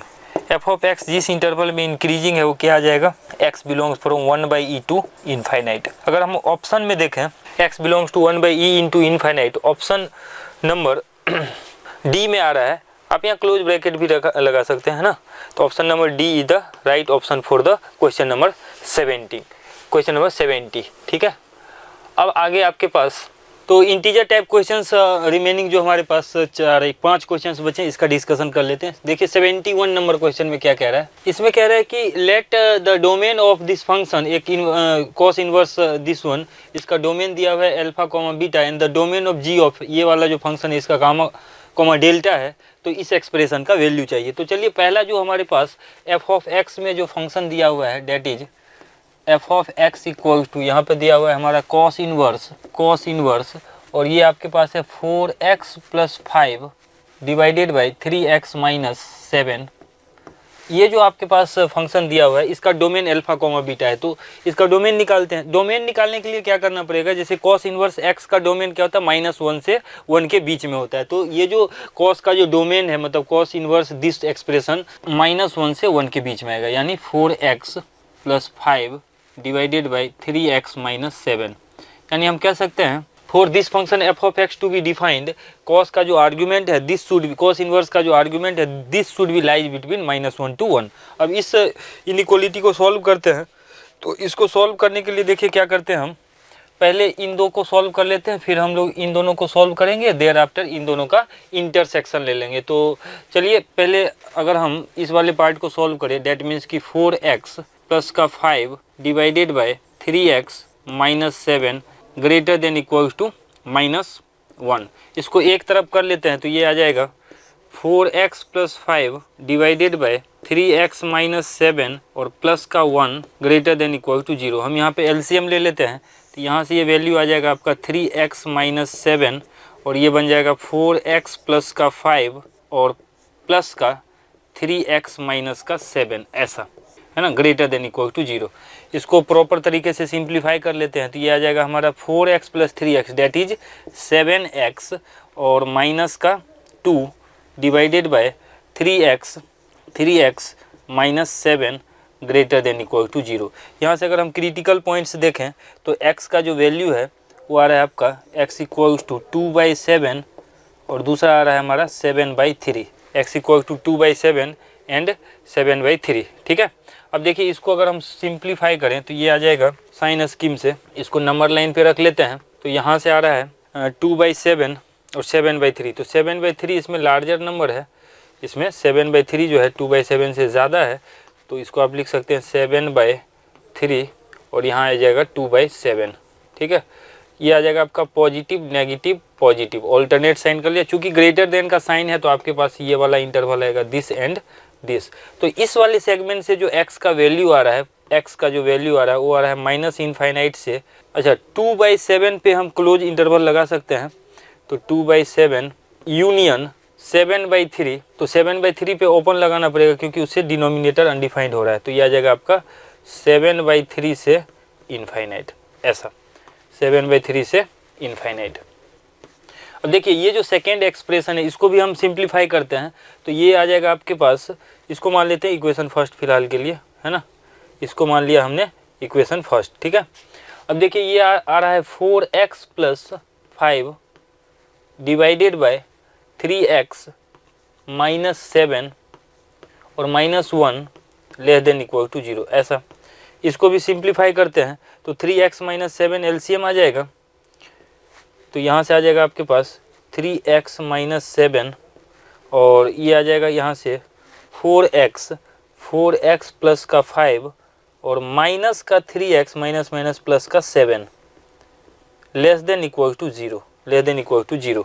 तो यहाँ से आ रहा है आपका x प्लस 12, इसको आगे बढ़ाते हैं तो यहाँ से आ जाएगा आपका x और क्या टर्म आ रहा था यहाँ पर 4x minus 3x that is x और 5 प्लस 7 यानी 12 और डिवाइडेड बाई 3x माइनस 7। तो x प्लस का 12 x plus 12 divided by 3x minus 7, 3x minus 7 और ये लेस देन इक्वल टू 0 होना चाहिए। अगेन इसको हम साइन स्कीम से सॉल्व करते हैं तो ये आ जाएगा आपका 7/3 और ये आ जाएगा -12, ठीक है। पॉजिटिव नेगेटिव पॉजिटिव, तो यहाँ से अगर आप देखें तो लेस देन है तो नेगेटिव वाला पार्ट हमारा आंसर हो जाएगा, तो यहाँ से यहाँ तक ये वैल्यू x का वैल्यू आ जाएगा। सो यू कैन से यहाँ से जो x का वैल्यू आ रहा है वो आ रहा है आपका -12 क्लोज से 7/3 ओपन तक, है ना, ऐसा। अब देखिए चूंकि डबल इनइक्वालिटी था तो पहला जो हमारा सॉल्यूशन आया था और ये दूसरा जो सॉल्यूशन आया है इन दोनों का इंटरसेक्शन ले लेंगे, है ना, इन दोनों का इंटरसेक्शन ले लेंगे।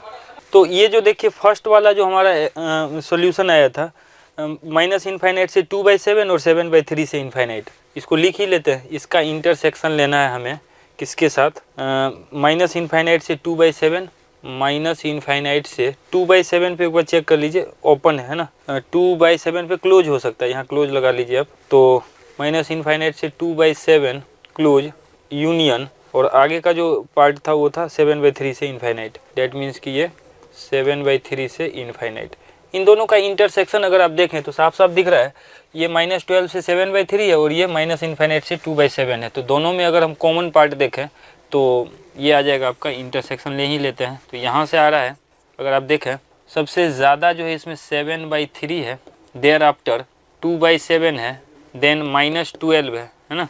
तो यहाँ से अगर हम देखें कॉमन पार्ट को, तो यहाँ से अगर आप कॉमन पार्ट को देखें तो पहले वाले पार्ट के लिए -12 से 7/3 ये वाला पार्ट आ रहा है हमारे पास, है ना, और दूसरे ये ओपन है आपका, है ना, और दूसरे वाले पार्ट से -∞ से 2/7 माइनस ये 2/7 है ना, तो -∞ से 2/7 और 7/3 से इनफाइनाइट।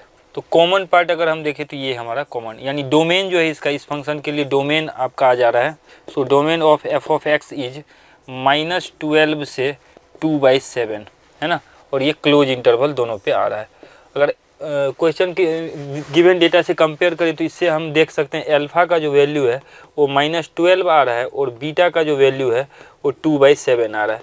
साथ ही साथ इस एक्सप्रेशन की तरफ देख लीजिए, 7 टाइम्स अल्फ़ा प्लस बीटा निकालना है का मॉड, तो 7 टाइम्स अल्फ़ा प्लस बीटा यानी -12 प्लस 2/7 इस प्रकार से। तो ये आ जाएगा हमारा 7 इंटू, ये देखिए ये आ जाएगा 84 प्लस 2 तो -82/7, है ना, इससे ये कट जाएगा और इसका मॉड निकालना है तो ये वाला हिस्सा आ जाएगा हमारे पास 82। यानी ये जो एक एक्सप्रेशन इसमें लिखा हुआ है 7 into alpha plus beta, 7 into alpha plus beta का बाद में मॉड लगा देंगे, है ना। तो इस एक्सप्रेशन का वैल्यू फिलहाल के लिए आ रहा है हमारा -82, क्योंकि ये मॉड हम बाद में लगाएंगे तो -82। आगे बढ़ते हैं सेकेंड जो एक्सप्रेशन है उसके तरफ। तो सेकेंड एक्सप्रेशन में क्या था, g ऑफ x एक फंक्शन है, g ऑफ x जो है आपके पास एक फंक्शन है जिसका वैल्यू आ रहा है log बेस 2 और 2 - 6 into log base 27 into 2x + 5, ऐसा। अब देखिए for log to be defined ये वाला पार्ट पॉजिटिव होना चाहिए, ग्रेटर देन 0, तो यहाँ से आप इसको ग्रेटर देन 0 लिख सकते हैं। तो ये आ जाएगा 2 - 6 into log 27 into 2x + 5, this should be greater than 0, क्योंकि आर्गुमेंट पॉजिटिव होना चाहिए। अच्छा ये ग्रेटर देन 0 आ रहा है तो यहाँ से आ जाएगा हमारा -6 इंटू log बेस 27 और 2x प्लस 5 ग्रेटर देन, ये इस तरफ जाएगा तो -6 है ना, सॉरी -2। तो यहाँ से अगर आप देखें तो ये -2 आ रहा है, -6 से डिवाइड कर देते हैं तो ये आ जाएगा आपका log base 27 into 2x plus 5 less than 1/3।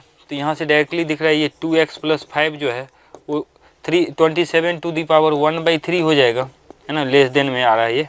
तो ये आ रहा है 2x प्लस 5 लेस देन, ये यहाँ से 3 आ जाएगा इसका वैल्यू, यानी 2x लेस देन -2 तो x लेस देन -1। अच्छा, दूसरी बात, यहाँ से log सेकेंड log, ये वाला आर्गूमेंट भी पॉजिटिव होना चाहिए। तो ये लिख लेते हैं 2x प्लस 5 ग्रेटर देन 0, यानी x ग्रेटर देन -5/2। इन दोनों में अगर हम कॉमन देखें तो x का जो वैल्यू आ रहा है वो आ जाएगा आपका -1 से, सॉरी -5/2 से, ये वैल्यू आ जाएगा इन दोनों का कॉमन पार्ट -5/2 से -1, ठीक है। और ये क्वेश्चन में दिया हुआ था कि ये गामा कॉमा डेल्टा है, तो ये गामा आ गया आपका, ये आपके पास बेसिकली यहाँ से आ गया गामा प्लस डेल्टा निकालना था, तो इसको गामा मान लेते हैं और ये डेल्टा हो जाएगा, ठीक है। तो हमसे आगे चल के ये पूछा जा रहा था 4 टाइम्स गामा प्लस डेल्टा, तो 4 times gamma plus 4 times gamma plus delta निकाल लेते हैं। तो इसका वैल्यू आ जाएगा 4 टाइम्स, और ये इन दोनों को ऐड करेंगे तो 2, और ये आ जाएगा हमारा -7, तो -7/2, तो बेसिकली ये आ रहा है -14। इन दोनों ही एक्सप्रेशन को ऐड करके बताना था, तो इसका ऐड करके क्या निकालना था, हमें निकालना था mod 7 times alpha plus beta और plus 4 times gamma plus delta का मॉड। तो देखिए यहाँ पे हमने इस एक्सप्रेशन के बारे में बात किया था, ये जो 7 टाइम्स अल्फा प्लस बीटा -82 था, तो इसके जगह पे लिख लेते हैं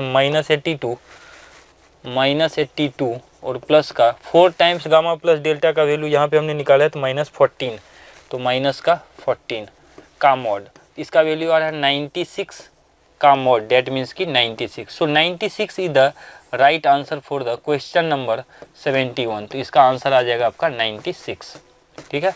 नेक्स्ट क्वेश्चन की तरफ बढ़ते हैं भाई। नेक्स्ट क्वेश्चन में क्या था कि let the domain of the function this one, इस फंक्शन का डोमेन अल्फा कॉमा बीटा है, तो a से b इस इंटीग्रल का क्या वैल्यू होगा। पहले तो डोमेन निकाल लेते हैं, ये क्वेश्चन नंबर हम 72 की बात कर रहे हैं। तो क्वेश्चन नंबर 72 में देखिए f ऑफ x जो है, इसका डोमेन अगर हम निकालें तो ये आ जाएगा log बेस 5,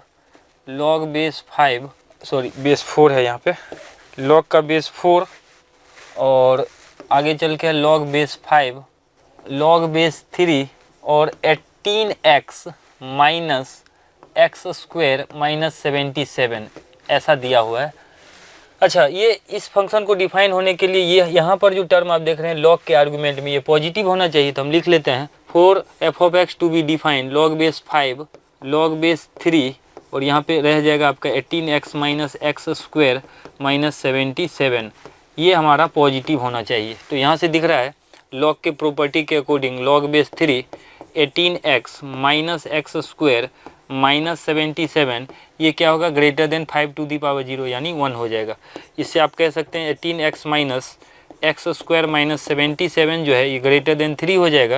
ये सबको राइट हैंड साइड में जाके इसको अरेंज कर लेते हैं, तो ये बेसिकली आ जाएगा आपका x स्क्वायर माइनस 18x, और ये आ जाएगा आपका प्लस का 80 लेस देन 0 बन जाएगा। इसको फैक्टराइज कर लेते हैं तो ये आ जाएगा x minus 8 into x minus 10 less than 0, तो x का वैल्यू दिख गया यहाँ से आपका 8 से 10 के बीच में, है ना। x का वैल्यू कहाँ से कहाँ आ रहा है, 8 से 10 के बीच में। तो यही आ गया हमारा a और b, ये आपका कहलाएगा a and this one is b। Question में जो हमें एक्चुअल में पूछा गया था वो ये पूछा गया था, एक इंटीग्रल है, सपोज इसको i मान लेते हैं, जो कि a से b है। तो a से b बोला जाए तो a का मतलब हो गया आपका 8 और b का मतलब हो गया 10, है ना। और आगे चल के था sine cube x divided by sine cube x और प्लस का साइन क्यूब, और यहाँ पर था a plus b minus x, a plus b और माइनस का x, ये वाला टर्म है ना। इसको थोड़ा अरेंज करके नेक्स्ट स्लाइड में हम लोग लिखते हैं।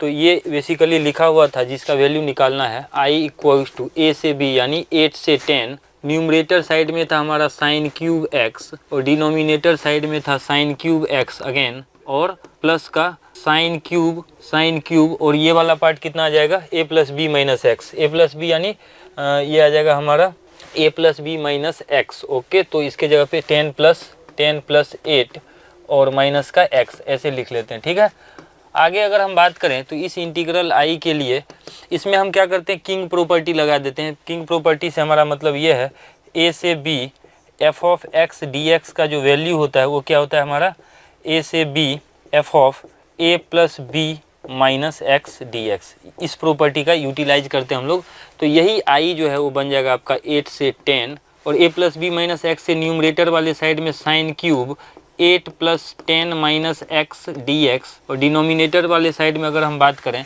तो ये अगेन आ जाएगा आपका यहाँ पर भी sine cube 8 plus 10 minus x और प्लस का साइन क्यूब और यहाँ पर x के जब ये a plus b minus x रखेंगे तो सिंपली x बच जाएगा। ये आपके पास सेकेंड वैल्यू आ गया। ठीक है, अब इन दोनों को हम क्या करते हैं, इन दोनों को ऐड कर देते हैं। देखिए ये इक्वेशन फर्स्ट है आपका, ये इक्वेशन सेकेंड है। इन दोनों को ऐड करेंगे तो i plus I will become 2i और ये आ जाएगा आपका 8 से 10 और देखिए न्यूमरेटर वाले साइड में जो टर्म है वो है आपका sine cube 8 plus 10 18 minus x और प्लस का साइन क्यूब एक्स और डिनोमिनेटर में भी सेम ही आ रहा है, that is sine cube 18 minus x और प्लस का साइन क्यूब एक्स। ठीक है, sine cube x D x. इन दोनों को ऐड कर देते हैं तो ये दोनों कैंसिल आउट हो जाएगा। जब ये दोनों कैंसिल आउट हो जाएगा तो हमारे पास इसका वैल्यू आ जाएगा 2i इक्वल्स टू सिंपली आ जाएगा dx का इंटीग्रेशन x और 8 से 10 के बीच में। यहाँ से 2i का वैल्यू आ जाएगा आपका upper limit minus lower limit यानी 10 माइनस 8 डेट इज 8। तो इंटीग्रल i का वैल्यू आ गया हमारे पास 1 के बराबर। तो इस क्वेश्चन के लिए आंसर अगर हम देखें 72 नंबर क्वेश्चन का तो वो आ रहा है 1। तो अगला क्वेश्चन की तरफ आते हैं भाई। नेक्स्ट क्वेश्चन जो है find the number of real roots of the equation this. ये जो इक्वेशन है इसका रियल रूट निकालना है और इक्वेशन दिया हुआ है a into E to the power x equal to 1 plus x square by 2 where a is a positive. अच्छा, a को एक साइड कर लेते हैं और e to the power x से डिवाइड कर देते हैं तो ये वाला पार्ट जो है हमारा, देखिए हम 73 नंबर क्वेश्चन कर रहे हैं। तो ये a का वैल्यू आ जाएगा आपके पास e to the power minus x into 1 plus x square by 2। हमें इस फंक्शन का नंबर ऑफ रूट्स बताना है ना, रूट्स कितने हैं। तो देखिए ये जो है इस पूरे एक्सप्रेशन को अगर हम एक नया फंक्शन मान लेते हैं f ऑफ x। ठीक है, तो f ऑफ x मान लिया और उसको डिफरेंशिएट कर दिया तो डिफरेंशिएशन इसका क्या होगा देख सकते हैं आप, e to the power minus x को रहने दिया, इसका 1 का 0 और x का 1 और यहाँ से क्या आ जाएगा प्लस का ये आ जाएगा आपका एक्स स्क्वायर का 2x बाई 2 यानी x। ठीक है, सेकेंडली ये आ जाएगा प्लस का 1 plus x square by 2 into E to the power x का E to the power minus x और माइनस एक्स का -1। तो ये यहाँ पर साइन आपका बदल के लिख देते हैं डायरेक्टली, तो ये आ जाएगा यहाँ प्लस था तो -1। E to the power minus x common कर लेते हैं तो एफ डैश ऑफ एक्स जो है वो दिख रहा है E to the power minus x into, यहाँ से देखिए ये हो जाएगा आपके पास 1 plus x -1 minus x minus, अच्छा और यहाँ से जो फंक्शन बचा है वो सिंपली बच गया माइनस का एक्स स्क्वायर बाई 2 ऐसा। ठीक है, इससे ये वाले टर्म्स कैंसिल आउट होते हुए दिख रहे हैं।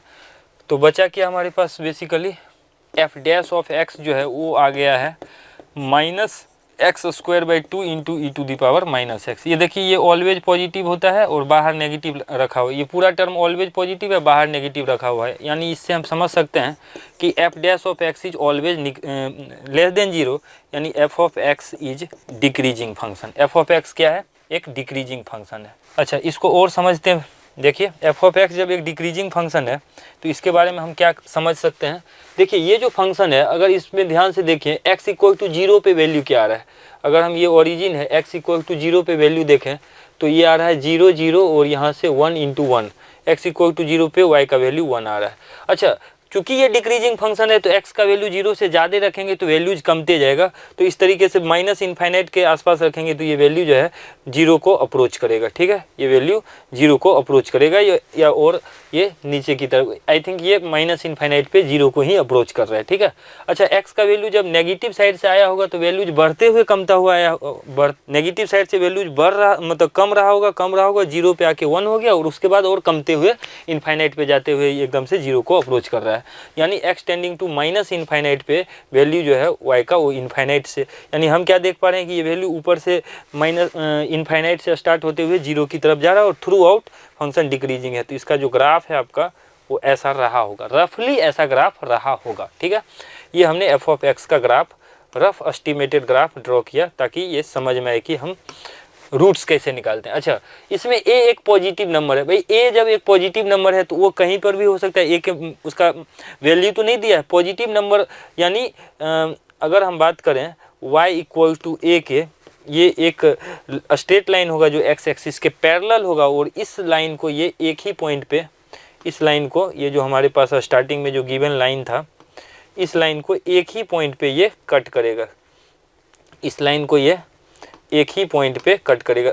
जो हमारा ये y एक्सिस है, ये y एक्सिस था और हमारा जो ये फंक्शन था स्टार्टिंग का फंक्शन, वो हमारे पास ये वाला फंक्शन था और हम जो ड्रॉ कर रहे हैं लाइन, वो ये लाइन है।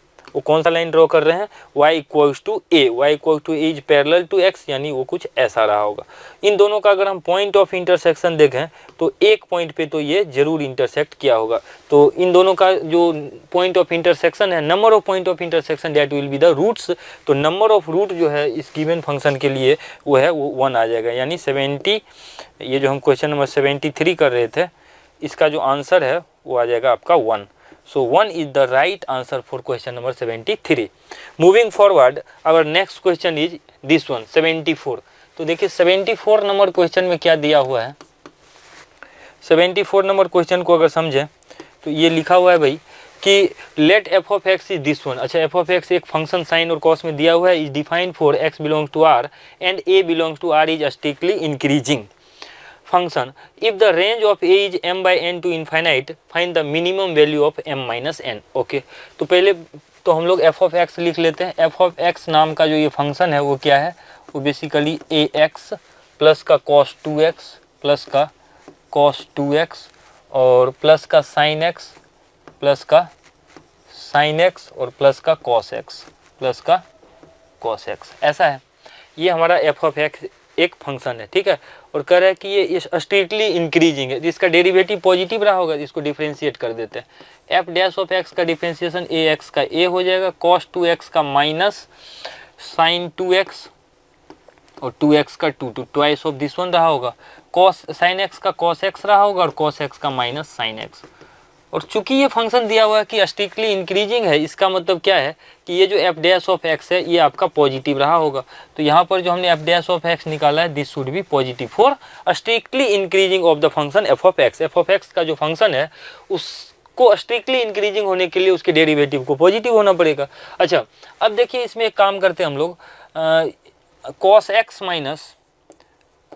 माइनस साइन एक्स को टी मान लेते हैं, cos x minus sine x को t मान लिया, जहां पर आप देख सकते हैं t का जो रेंज रहा होगा वो -√2 से √2 रहा होगा। क्यों? क्योंकि cos x minus sine x का जो रेंज होगा वो किस फॉर्मेट का, a cos theta plus b sine theta. a cos theta plus b sine theta का रेंज होता है -√a² plus b², √a² plus b²। उसके जगह पे 1 और -1 है तो स्क्वायर होके जब सिंप्लीफाई करेंगे तो इस वाले पार्ट का जो रेंज है वो -√2 से √2 के बराबर है। इसका हम लोग यूज करेंगे आगे चल के, ठीक है। अब देखिए इसी में हम क्या करते हैं, इसको स्क्वायर कर देते हैं। जब आप इसको स्क्वायर करेंगे तो cos square x plus sine square x minus 2 sine x into cos x, इसका जो वैल्यू है वो आ जाएगा आपका t², ठीक है। Sine square x plus cos square 1 होता है तो इसका वैल्यू आपके पास आ जाएगा। अच्छा, इसको अगर हम देखें तो लिख सकते हैं 1 1 और ये हमारे पास है साइन 2x, इसको क्या लिख लेते हैं, माइनस का sign 2x equal to t² हो जाएगा। तो साफ साफ दिख रहा है कि ये जो हमारे पास साइन 2x आया है, साइन 2x, इसका वैल्यू क्या आ जाएगा, साइन 2x का वैल्यू आ जाएगा, या यूँ कहें माइनस साइन 2x का माइनस साइन 2x का वैल्यू जो है ये आ जाएगा आपका t² -1, है ना, t² -1, ठीक है। अच्छा, अब देखिए इसका 2 टाइम्स यहाँ पे लिखा हुआ है इसका 2 टाइम्स यहाँ पे लिखा हुआ है। एक बार इसका ना डिफरेंस स्क्वायर जो कि है उसको वेरीफाई कर लेते हैं। Cos square x plus sine square x minus 2 sine x into cos x जो है ऑफ कोर्स वो टी स्क्वायर रहा होगा, तो हम इसके जगह पे तो टी लिख देंगे और इसके जगह पे अगर हम देखें साइन 2x के जगह पे, तो साइन 2x के जगह पे बेसिकली यहाँ पे लिख ही लेते हैं। साइन 2x के जगह पे क्या आ रहा है, 1 माइनस टी स्क्वायर आ रहा है। किसके जगह पे, साइन 2x के जगह पे। जब इसके जगह पे आपके पास आ रहा है साइन 2x, तो यहाँ से अगर हम देखें इसका वैल्यू यहाँ रख दीजिए इस इनइक्वलिटी में, तो ये आ जाएगा आपका a minus 2 into sine 2x का वैल्यू आ रहा है 1 माइनस टी स्क्वायर और प्लस का ये आ रहा है t। This should be greater than 0। इसको एक तरफ कर लेते हैं तो ये आ जाएगा आपका a ग्रेटर देन यहाँ से देखिए ये माइनस प्लस का 2t स्क्वायर उस तरफ जाएगा तो ये बन जाएगा माइनस 2t स्क्वायर। उसके बाद माइनस टी इस तरफ जाएगा तो आपके पास ये माइनस टी ही रह जाएगा और प्लस का 2 इधर जाएगा तो -2, दैट मीन्स की +2। दिस वुड बी, ये जो एक्सप्रेशन है इससे ज़्यादा होगा। यहाँ से अगर हम देखें तो एक खास चीज़ इसमें पैटर्न नज़र आ रहा है कि a जो है ग्रेटर देन -2 कॉमन कर लें, सॉरी माइनस कॉमन कर लें ओनली, तो माइनस कॉमन करने से हमारे पास ये आ जाएगा 2t स्क्वायर प्लस का t और माइनस का 2, ऐसा। ठीक है, अब देखिए a अगर इससे ज़्यादा है तो इसका रेंज निकाल लेते हैं। ये क्वाड्रेटिक एक्सप्रेशन है जिसका मिनिमम वैल्यू वर्टेक्स पे आता है, तो इसका जो वैल्यू है मिनिमम ये आ जाएगा आपका 4t प्लस का, इसको डिफ्रेंशिएट करके 0 कर देते हैं हम, है ना। तो 4t प्लस 1 यानी t का जो वैल्यू है, t का वैल्यू वो आ रहा है t इक्वल्स टू -1/4 पे। ठीक है, t इक्वल्स टू -1/4 इस इंटरवल में लाई भी कर रहे थे, यहीं से ये वैल्यू निकाल के रख देते हैं। अच्छा, ये इससे ज़्यादा होना चाहिए तो a should be greater than -1/4 रख देते हैं, तो माइनस ये आ जाएगा आपका 2 इंटू 1/4 यानी 1/16 -1/4 और माइनस का 2, ऐसा आ रहा है। इसको सिंप्लीफाई करते हैं तो ये आ जाएगा a ग्रेटर देन, ये आ जाएगा आपका a ग्रेटर देन। अच्छा, यहाँ पे देखिए एलसीएम ले लेते हैं तो 16 एलसीएम आ रहा है, 16 से 2 कैंसिल आउट हो रहा है तो पहले इसको कैंसिल आउट ही कर देते हैं, तो ये 8, तो ये आ रहा है आपका माइनस बाहर है 1/8 -1/8 और क्या आ रहा है, और ये -1/4 -2 -1/4 माइनस एलसीएम ले लेते हैं तो a ग्रेटर देन आ जाएगा -8। अब देखिए ये आ रहा है 1 और ये आ रहा है -4 और ये आ रहा है -16। तो चलिए इस इनइक्वलिटी को सॉल्व करते हैं। तो सॉल्व करने से क्या आ जाएगा भाई, a ग्रेटर देन, यहाँ एलसीएम लिया है तो ये आ जाएगा आपके पास 8 यानी 1 माइनस 2 टाइम्स ये जाएगा, तो यहाँ पे लिख लेते हैं 2 है ये -2 और -16, तो a ग्रेटर देन माइनस ये आ जाएगा आपका -17/8, है ना। तो a ग्रेटर देन प्लस का 17/8 और क्वेश्चन में कह रहा था कि a जो है कहाँ लाई कर रहा है, m/n से इन्फिनिटी की तरफ, है ना। अच्छा, चूंकि a इससे ज़्यादा है तो इससे ज़्यादा यानी इस 17/8 वाला पे ये इनइक्वलिटी में हम ये जो हमने सॉल्व किया है ग्रेटर देन 0, उसमें ग्रेटर देन इक्वल टू 0 लगा सकते हैं। तो यहाँ से डायरेक्टली दिख रहा है a का जो वैल्यू है, ये m प्लस n का जो वैल्यू है आपका वो आ जाएगा 17/8। तो m प्लस n ने m/n का जो वैल्यू है दिस विल बिकम 17/8। तो m आ रहा है यहाँ से हमारे पास 17 और n आ रहा है 8। इन दोनों का डिफरेंस पूछा गया है m माइनस n, तो ये आ जाएगा आपका 17 माइनस 8 यानी 9।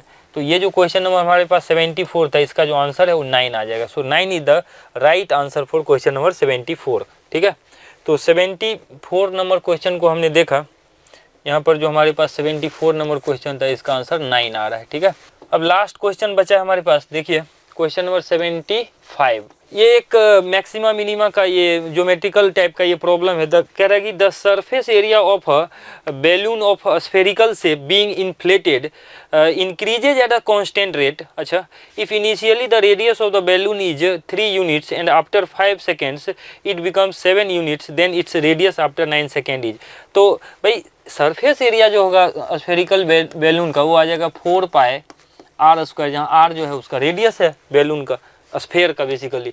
ठीक है, अच्छा यहाँ से अगर देखें तो इसको t के रिस्पेक्ट में डिफरेंशिएट करते हैं तो dA/dt ये हो जाएगा आपका 8 पाई r इंटू dr/dt। अच्छा, क्वेश्चन में कह रहा है कि ये कांस्टेंट है, इन्फ्लेटेड यानी कांस्टेंट है, जिसको के मान लेते हैं। तो एक चीज़ यहाँ से दिख रहा है फर्स्ट और लास्ट से, डी ए जो रहा होगा वो रहा होगा के टाइम्स डी टी। इंटीग्रेट कर देते हैं इसको, तो डी ए का इंटीग्रेशन ए और इधर क्या आ जाएगा के टाइम्स टी और प्लस का C, where C is the constant of integration. अब देखिए क्वेश्चन में कह रहा है कि if initially the radius of balloon is 3 units, यानी इनिशियली का मतलब क्या हो गया कि t इक्वल टू 0 पे इसका जो रेडियस है, इसका जो रेडियस है वो आपके पास क्वेश्चन में दिया हुआ है कि 3 यूनिट है ना।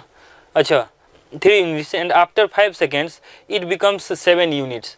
5 सेकेंड के बाद जो है इसका जो रेडियस है वो हो जा रहा है 7 यूनिट्स। तो इस एरिया ए के जगह पे हम फिलहाल के लिए लिख लेते हैं 4 pi R square, 4 pi R square. तो ये हमारे पास आ जाएगा 4 पाई आर स्क्वायर। इससे हम क्या समझ पाएंगे, इससे ये समझ पाएंगे कि भाई ये जो रिलेशन है वो पाई और टी में आ जाएगा। तो बेसिकली ये आ रहा है 4 pi R square equal to के टाइम्स टी और प्लस का सी।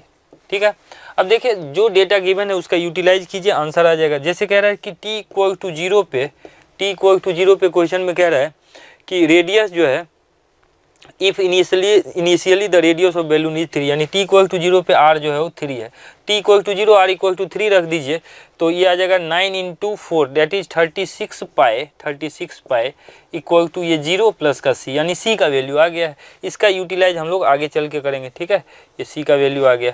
नेक्स्ट है at after 5 seconds it become 7 unit, यानी 5 सेकेंड के बाद, यानी t का वैल्यू जब हम 5 रखेंगे तो उस केस में इसका रेडियस जो है 7 आ रहा है, उस केस में रेडियस 7 आ रहा है।